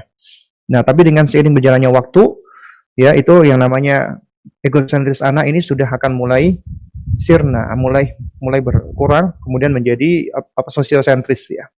Nah, tapi biasanya anak-anak egosentris itu ya tidak sampai 7 tahun sebenarnya. Biasanya usia TK itu sudah mulai bisa dididik mereka untuk apa? Untuk pelan-pelan ya mereka sudah meninggalkan sisi egosentrisnya, ya. Terus kemudian bagaimana cara kita menghadapi anak yang dia suka apa namanya, atau memukul? Itu tadi sebenarnya cara yang baik, ya. Kalau kita perhatikan anak-anak di usia seperti itu, usia dini, itu kan tugas kita orang tua, termasuk guru, mereka itu mengajari anak-anak, menstimulasi ya apa yang Allah karuniakan kepada anak kita, termasuk Allah stimulasi, ya, mohon maaf ya, termasuk kita menstimulasi karunia yang Allah berikan berupa tubuhnya, indranya dan semuanya, ya, sensoriknya, motoriknya, itu kita ditugaskan untuk menstimulasi itu semua agar bisa kembang secara optimal. Nah, tapi tentunya tidak berlebihan sehingga terjadi over stimulasi ataupun juga kita tidak mengabaikan, akhirnya tidak terstimulasi dengan baik. Berarti di situ memang butuh yang namanya ilmu, knowledge, pengetahuan dan pengalaman kita untuk bisa menstimulasi perkembangan anak tadi. Nah, anak itu akan mengeksplor. Artinya begini. Ketika anak itu melihat, ketika dia mendapatkan misalnya ada sebuah bola tenis misalnya ada di dalam rumahnya, itu menarik. Dia pegang. Kemudian jatuh, lepas dari tangannya, memantul. Itu suatu hal yang menarik. Dia rasa curiosity-nya, ingin tahunya itu ya menyebabkan dia ingin bereksperimen dengan bola tenis tadi. Akhirnya apa? Akhirnya ketika itu memantul, menurut dia menarik, akhirnya dia ambil, mulailah dia gerakkan, dia lempar lagi dengan agak sedikit kuat. Nah, semakin kuat dia lempar, semakin menarik. Akhirnya dia belajar untuk melempar bola tenis tadi. Nah, kita sebagai orang tua, kita seringkali salah di dalam melakukan pendekatan. Ketika kita melihat anak kita seperti itu, kita tiba-tiba langsung melarang. Gak boleh lempar-lempar. Jangan lempar-lempar. Kita langsung seperti itu. Kita omelin anak kita, jangan lempar-lempar. Padahal sebenarnya tangan kita bisa dipakai juga untuk melempar. Ya, jadi bisa maklumat yang masuk ke dalam benaknya berarti bisa jadi ini berarti tanganku nggak boleh dipakai buat melempar. Padahal sebenarnya bisa dipakai buat melempar, tapi harus ditempatkan pada posisinya. Dia sedang bermain, dia sedang mengeksplor. Nah, seharusnya yang lebih baik dilakukan oleh orang tuanya adalah, Masya Allah, asik ya, menarik ya, kamu pasti senang banget ya, bisa bermain tenis. Ini bolanya bisa menggelinding, bisa memantul ya. Nah, baru kita berusaha untuk menjelaskan ya, karena ketika kita menyampaikan misalnya bola ini menggelinding, bola ini memantul, kita itu secara sadar atau nggak sadar kita sudah memberikan maklumat tentang sesuatu benda ya, sifat-sifatnya itu masuk ke dalam benak atau otaknya anak. Kita sudah merangsang kognisinya anak. Nah, baru kemudian kita masuk ke memberikan pengarahan. Nah, bola kita mainnya tidak di sini, tapi kita mainnya, kita cari tempat misalnya di luar ya. Kemudian kalau misalnya bola itu bukan untuk dilempar, maka kita jelaskan, bola ini cara mainnya tidak dilempar. Sama, anak-anak kadang-kadang ketika anak masih usia 3 tahun atau 2 tahun setengah, ketika ketemu barang menarik dilempar, semua dilempar ya. Nah, orang tua yang sedikit-sedikit melarang, itu biasanya anaknya akhirnya menjadi anak yang tidak kreatif karena terlalu banyak dilarang, atau anaknya menjadi anak yang bandel. Akhirnya karena seringnya dilarang, sesuatu yang sering dilakukan, karena frekuensinya tinggi, maksudnya bolak-balik dilakukan, akhirnya perkataan itu sudah tidak efektif lagi. Akhirnya anak sudah tidak merasa perlu untuk mendengarkan larangan-larangan dari orang tua, karena sudah saking seringnya diucapkan ya. Nah, karena itu makanya orang tua harus bisa memilah-milah ya, harus bisa bersabar. Misalnya dia lihat bolpen dilempar, kita ambil, Masya Allah ya. Jadi kita berusaha untuk itu dulu, berusaha untuk apa? Untuk istilahnya berbuat afektif dulu, mengambil hatinya dulu. Terus baru kemudian kita jelaskan, bolpen tidak untuk dilempar, bolpen dipakai untuk menulis. Nih, coba lihat, kita contohkan. Ya, menarik ya. Jadi bolpen ini tidak untuk dipakai untuk melempar gitu loh.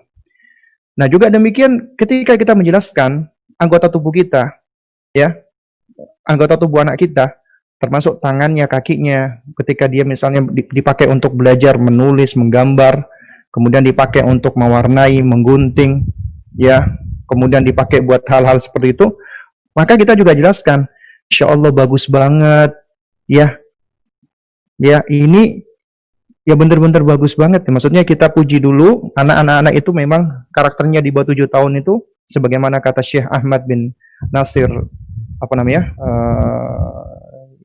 atau Yar ya hafizahullah taala di dalam Kaifa turabbi abna'aka, itu karakter mereka adalah apa namanya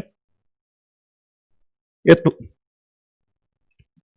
hubut tasji ya, senang dipuji, senang dipuji, itu karakternya anak-anak ya, asalkan kita memujinya tidak berlebihan, itu baik, itu bagus. Maksud saya berlebihan misalnya Masya Allah, anak Umi yang paling hebat sedunia, itu berlebihan. Kita cukup Masya Allah, anak Umi yang hebat, menurut dia, menurut Uminya hebat, ya, itu boleh-boleh saja, tanpa perlu kita bandingkan dengan orang lain, anak lain, atau apalagi dengan dunia. Tidak perlu kita banding-bandingkan, karena dia adalah anak yang spesial, istimewa, ya. Nah, baru kemudian kita jelaskan fungsinya tangan, ya. Ini kamu bisa menggambar, kenapa? Karena Allah kasih kamu tangan. Tangan kamu ada berapa jarinya? Ini ada jarinya, ada. Kita bisa main menyebut jari dan seterusnya, ya. Dan yang kasih siapa? Allah Subhanahu wa taala. Nah, baru kemudian kita jelaskan, ini pemberian Allah kita gunakan untuk kebaikan. Artinya kalau anak kita misalnya dia suka dipakai buat memukul, ya, kita jelaskan dulu, bahkan kalau kita boleh tanya juga kepada anak kita, "Nak, kamu kenapa teman kamu dipukul? Kenapa kamu mukul teman kamu?" Ya. Ya, kalau memang ternyata dia memang suka iseng mukul, maka kita harus menghentikan kebiasaan itu. Ya, di antaranya apa? Di antaranya ya kita jelaskan dulu, ya, tangan kita nggak dipakai buat memukul orang lain. Tangan kita dipakai untuk perbuatan-perbuatan baik, ya, untuk nulis, untuk ini, dan itu kita lakukan berulang-ulang kali. Mulai dari cara yang lemah lembut sampai dengan cara yang sedikit tegas. Tangan tidak dipakai untuk memukul anak lain, ya, tidak dipakai untuk menyakiti anak lain. Karena kamu kalau dipukul, kamu merasa sakit tidak? Ya. Nah, kemudian boleh kita jelaskan, ya, Allah tidak suka sama orang yang menyakiti orang lain. Itu boleh, ya. Jadi kita kaitkan taklil, alasan, argumentasi dari perbuatan-perbuatan yang dapat menyakiti orang lain misalnya, itu ya dengan Allah tidak suka atau Allah suka. Itu suatu hal yang diperbolehkan. Insyaallah taala, wallahu taala alam shawab. Ya.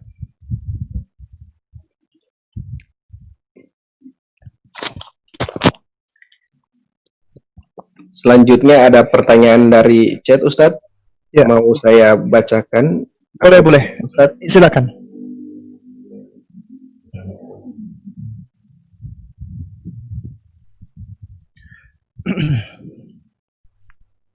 Ustadz izin bertanya, seringnya anak saat kita bicara tentang surga selalu diikuti dengan pertanyaan mereka tentang neraka. Jadi sering tidak bisa seperti penjelasan Ustadz berkaitan tahapan pengajaran dengan umur. Bagaimana Ustadz? Barakallahu fiik. Ya, wa fiik barakallah. Baik. Jadi kalau ada sebagian anak ketika dia ya dijelaskan tentang surga, kemudian dia ya mungkin dengar ya dari temannya atau dari siapa tentang neraka ya. Jadi begini, yang perlu saya sampaikan adalah yang saya sampaikan tadi itu bukanlah suatu hal yang bersifat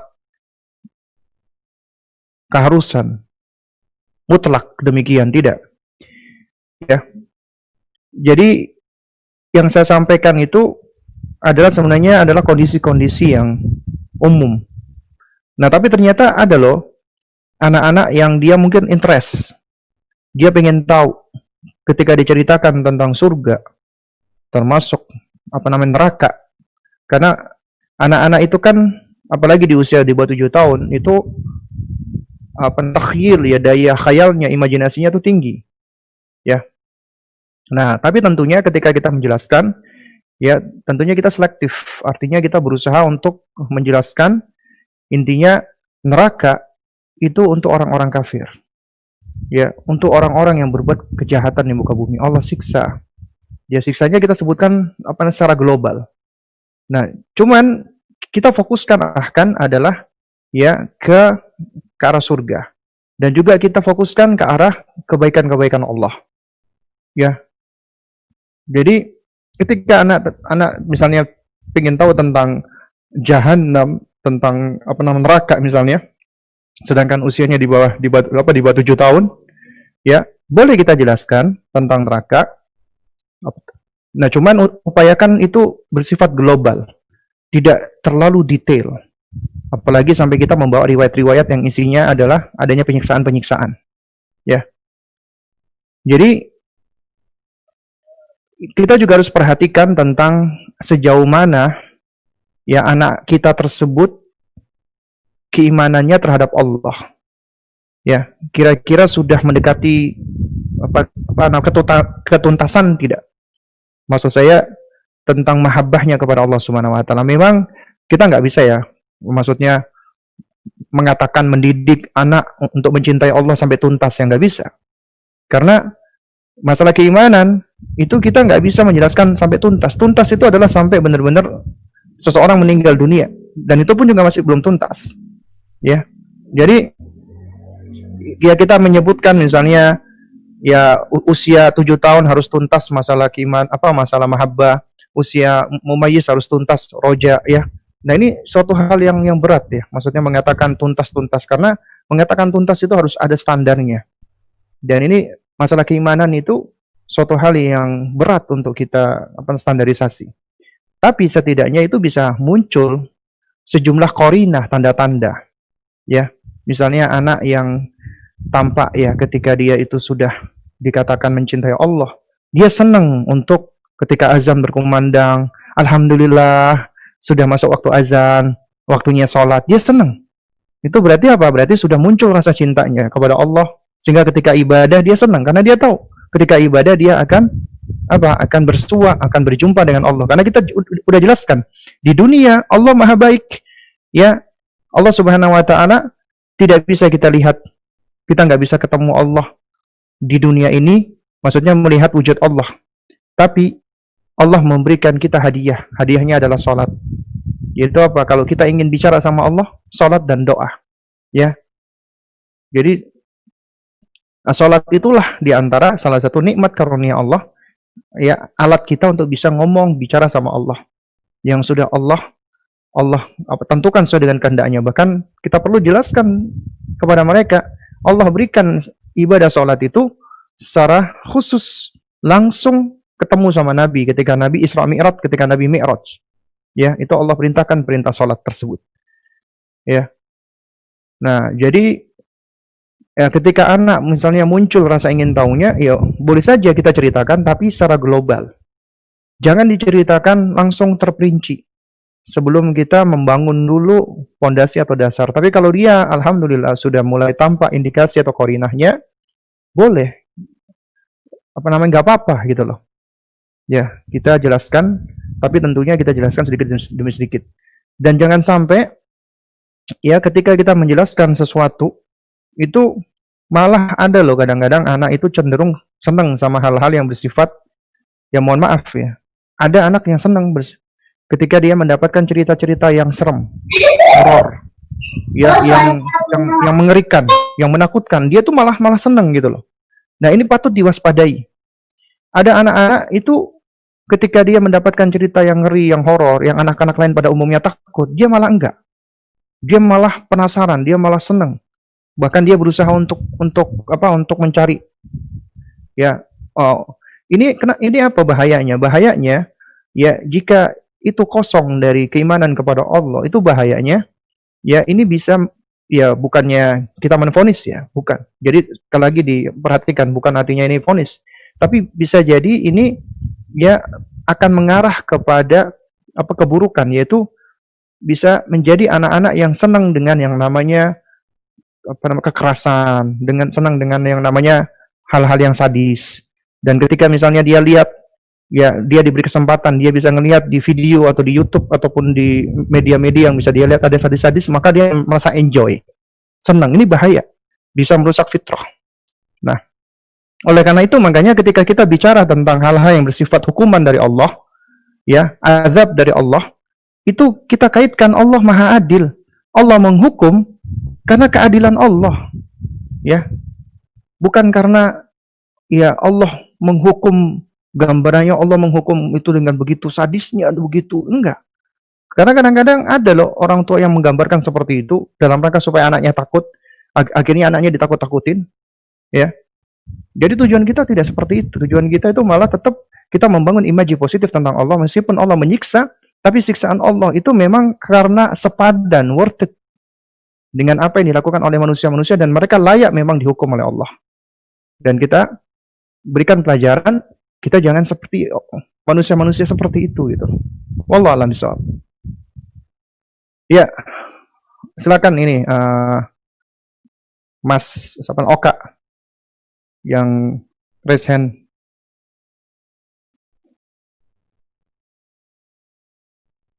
Naam, bismillahirrahmanirrahim. Assalamualaikum warahmatullahi wabarakatuh, Ustaz. Waalaikumsalam warahmatullahi wabarakatuh. Masya Allah, ini apa namanya Mas Oka. Masya Allah, Ustaz. Jazakallah khair atas ilmunya, Ustaz. Wa jazakallah khair wa barakallahu fik. Yang ingin Ana tanyakan, Ustaz, terkait pendidikan anak. Selama ini kan Ustaz menjelaskan tentang tahapan-tahapan dalam mendidik anak Ustaz, baik dari mahabbah, roja maupun khauf.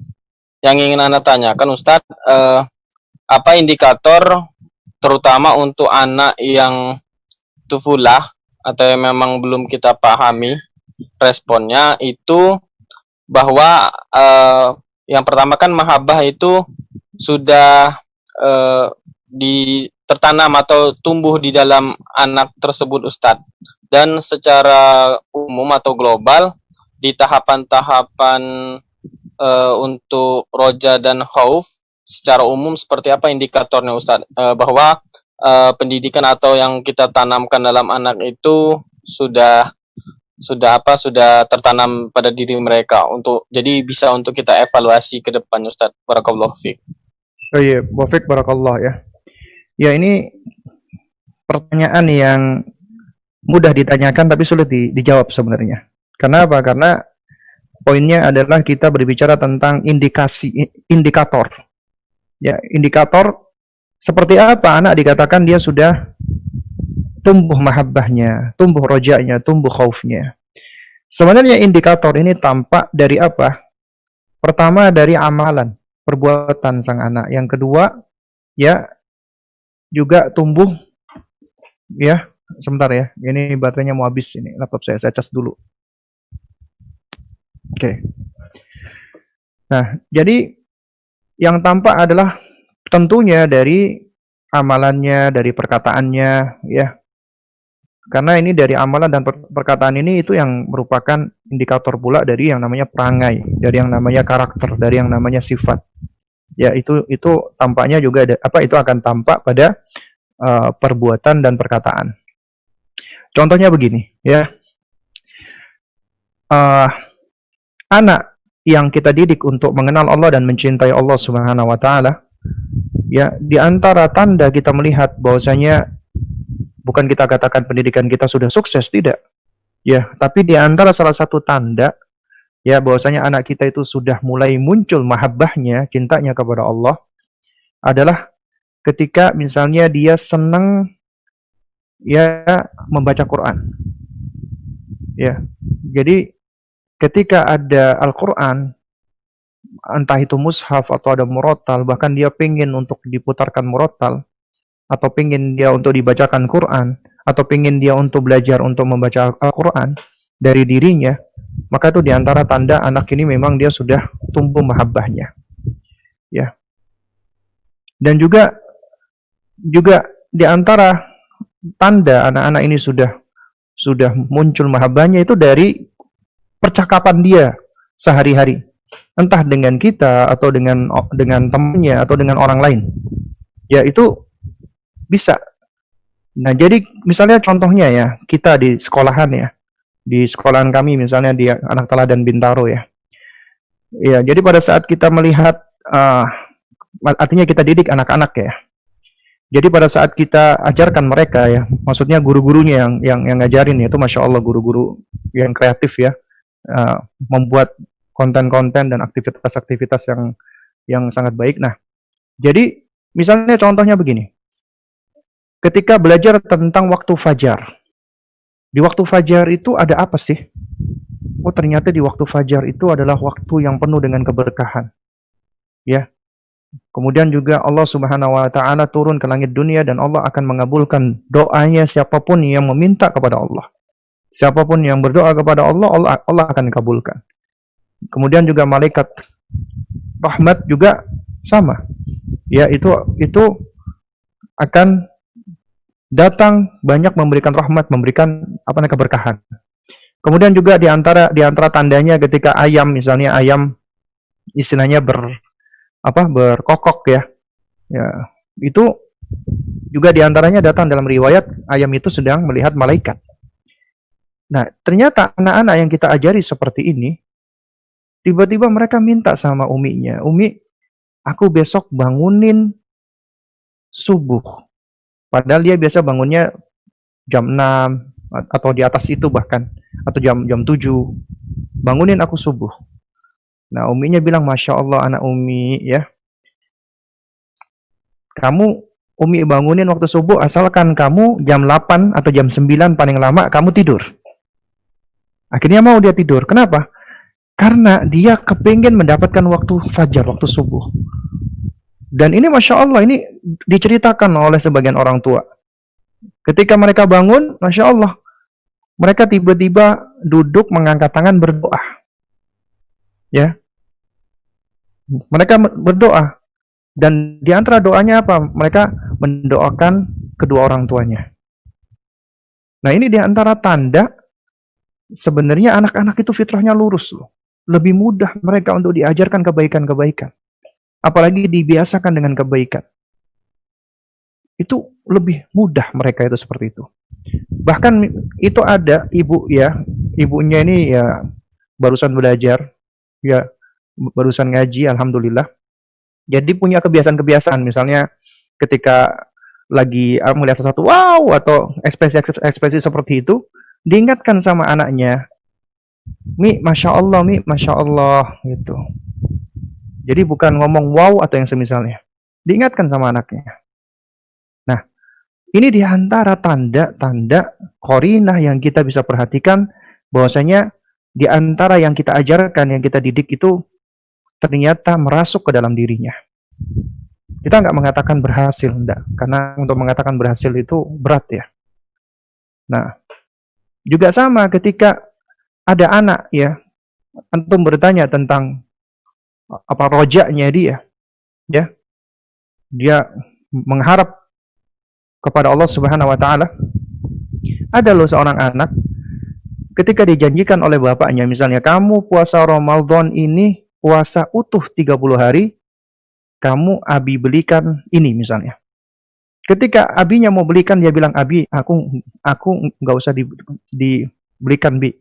Loh, kenapa, Nak?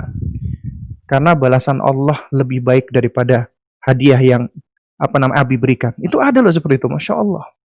Ada anak-anak seperti itu, karena dia udah tahu balasan Allah jauh lebih baik. Lebih baik uang itu Abi tabung untuk beli kurban. Masya Allah, ada seperti itu. Di zamannya Khalifah Umar ibn Khattab radhiyallahu taala anhu, ada sosok anak yang seperti itu. Dan banyak sebenarnya kisah-kisahnya. Ada seorang anak wanita, anak gadis masih kecil, dengan seorang ibunya. Ketika itu lagi musim paceklik, kesulitan. Dan Khalifah Umar melarang mencampur susu dengan air. Nah, kebiasaannya Khalifah Umar adalah beliau suka sidak, ya. Beliau suka jalan-jalan sendiri ngelihat-ngelihat. Tanpa sengaja beliau melewatin si ibu sama anak putrinya ini. Ibunya hendak mencampur susu dengan air. Kemudian diingatkan sama putrinya, Umi, Amirul Mukminin memerintahkan kita untuk tidak boleh mencampur susu dengan air. Ibunya mengatakan, ya Amirul Mukminin kan nggak ada di sini. Apa jawaban anaknya? Tapi Umi, Amirul Mukminin nggak ada di sini, tapi Allah selalu melihat kita. Ibunya nggak jadi akhirnya mencampur susu. Dan contoh-contohnya yang lainnya masih banyak. Dan jadi kalau antum melihat ada karakter-karakter yang antum lihat, ya, ada yang antum lihat ketika anak antum misalnya sebelumnya mungkin belum tampak, tiba-tiba dia melakukan hal-hal yang kita lihat luar biasa, Masya Allah, itu diantara indikator sebenarnya.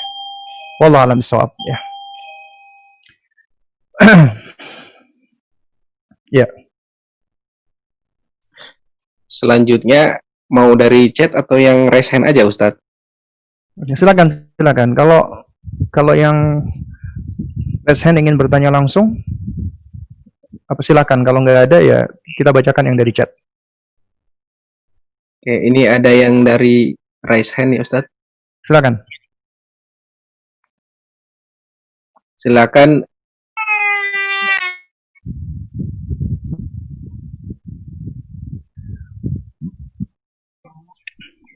Bismillah, Assalamualaikum warahmatullahi wabarakatuh. Waalaikumsalam warahmatullahi wabarakatuh. Bisa tolong agak sedikit diangkat suaranya? Nah, halo. Gini Ustadz, saya punya buku anak gitu kan, yang bergambar dan penerbit Sunnah. Itu di dalamnya dijelaskan misalnya tentang tidak bolehnya berkata tidak baik, dan digambarkan di dalam kayak api begitu Ustadz, yang terus ada gambar orang yang dibakar, meskipun gambarnya masih tetap sunnah. Itu anak-anak saya yang umur 4,5 tahun itu bertanya tentang itu, jadi saya jelaskan apa adanya. Itu gimana Ustadz ya? Ya, wallahu a'lam bishawab. Baik, ya. Wa jazakillah khair ya. Wallahu a'lam bishawab ya. Kalau kita bicara tentang masalah pendidikan anak, ya memang kita nggak pungkiri, dia mesti di situ akan ada yang namanya khilaf, perbedaan-perbedaan pendapat. Dan itu suatu hal yang sangat lumrah sekali gitu loh, terjadi. Ya bahkan saya pribadi dengan teman-teman yang saat ini menjadi penggiat pendidikan fitrah juga, sebagiannya juga sama. Saya pribadi juga tidak sejalan gitu loh. Jadi intinya kalau saya lebih cenderung melihat yang pertama adalah dari sisi dalil, ya, dari sisi argumentasi hujjah. Baru kemudian dari situ kita lihat hal-hal lain, ya, semisal adanya penelitian ataupun observasi, ya, ataupun riset ataupun pengalaman, ya, itu juga bisa untuk kita jadikan sebagai salah satu panduan kita, ya, di dalam mendidik anak-anak kita. Nah, kalau saya pribadi wallah alam bishawab ya, kalau misalnya ada buku yang menggambarkan seperti itu, ya itu mungkin menurut penulisnya adalah suatu hal yang baik ya. Itu mungkin ada suatu hal yang cocok ya. Nah, juga sama artinya begini loh. Kita semua di sini adalah pembelajar. Dan kita juga masih belajar. Saya pun juga masih belajar. Artinya tidak semua yang saya sampaikan itu pasti benar, enggak. Ya, bahkan mungkin banyak salahnya.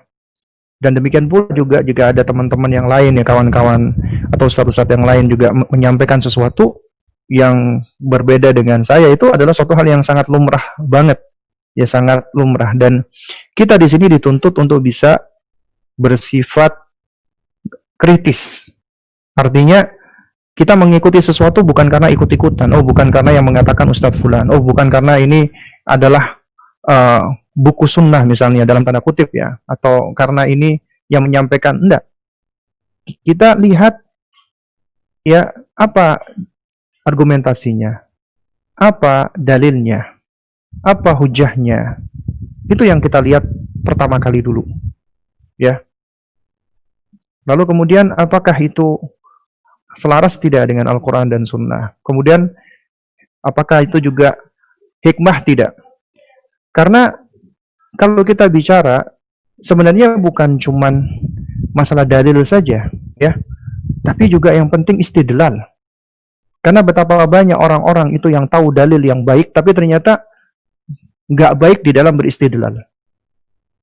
Dan ini diantara karakteristiknya ahlul bidah. Ya ini ya kita ngomong lain ya. Jadi jangan disangkut pautkan sama yang tadi ya, bukan ya.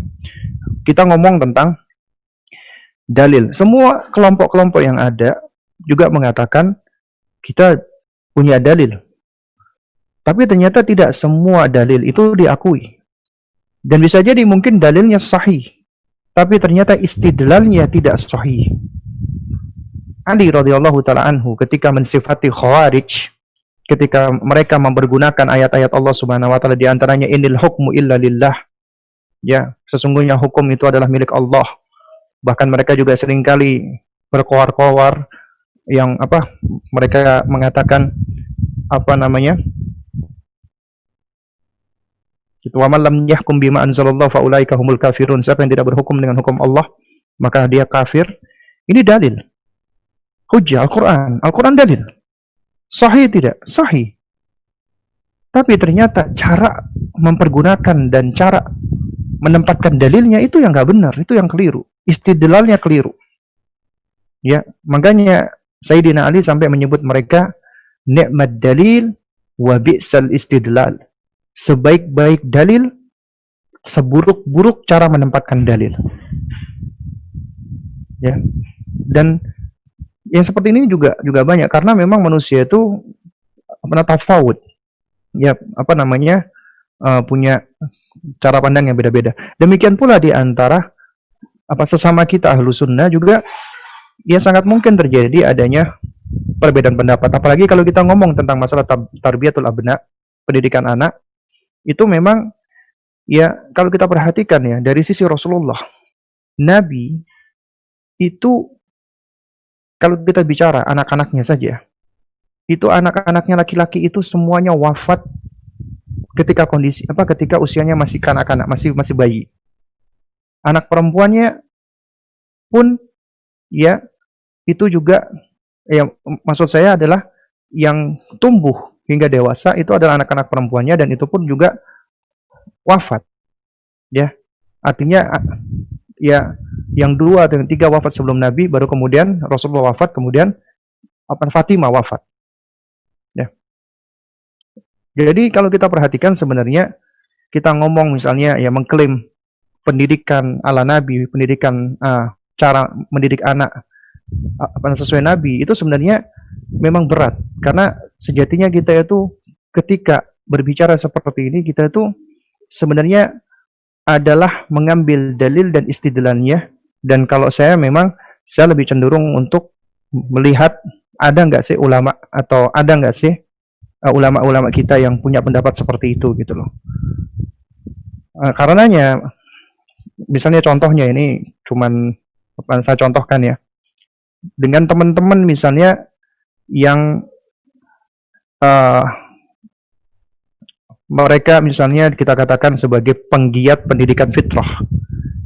Ya Masya Allah fitrah bagus. Tapi ternyata ada hal-hal yang saya tidak sejalan dengan mereka. Tapi ketika saya sejalan dengan mereka bukan artinya saya katakan mereka salah, keliru, enggak. Karena ini memang perkara yang wasi, yang luas. Contohnya misalnya begini. Teman-teman dari penggiat parenting fitrah berpendapat bahwasanya ya anak-anak usia tufulah ya itu harus dituntaskan egosentrisnya dan juga harus dibangun imaji positif. 2 hal ini yang seringkali diangkat. 2 hal ini. Bahkan usia tufulah menurut mereka belum diajarkan adab. Ini yang saya dengar sendiri dan saya sempat diskusi cukup panjang lebar sama salah satu penggiat mereka. Ya. Bahkan ada sekolahan pula loh, sekolahan yang akhirnya mengikuti konsep fitrah seperti ini. Itu akhirnya malah kadang-kadang di antara guru itu ya, ini sampai beritanya sampai ke saya, itu debat sendiri. Oh jangan, ini masih belum fasenya. Oh ini berat buat mereka. Oh ini adab ini.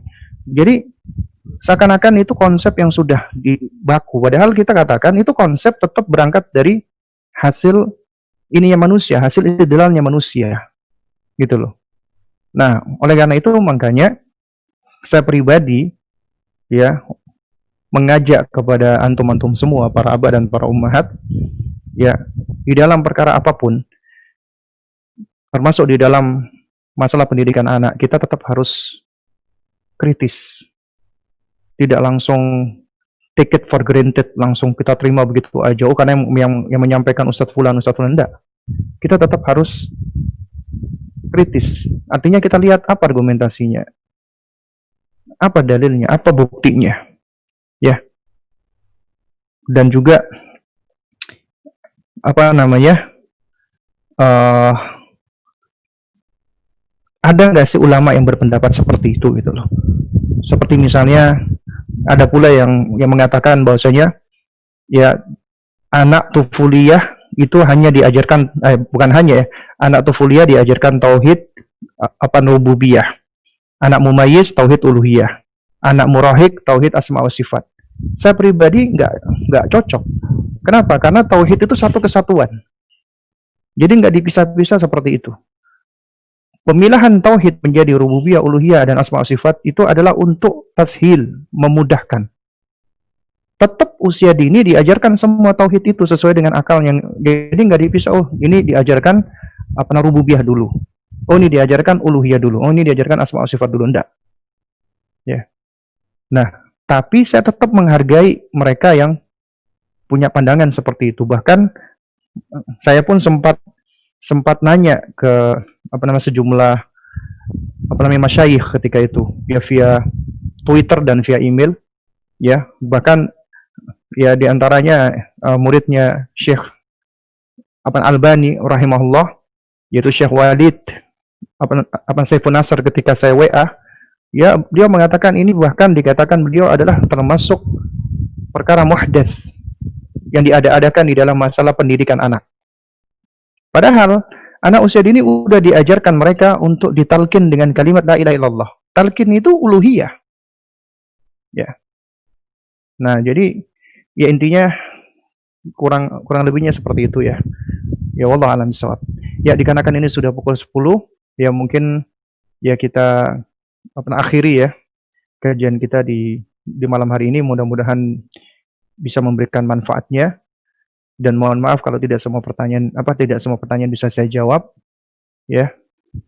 Kita akhiri dengan kafaratul majlis. Subhanakallahumma wa bihamdik asyhadu an la ilaha illa anta astaghfiruka wa atubu ilaik. Wassalamualaikum warahmatullahi wabarakatuh. Waalaikumsalam.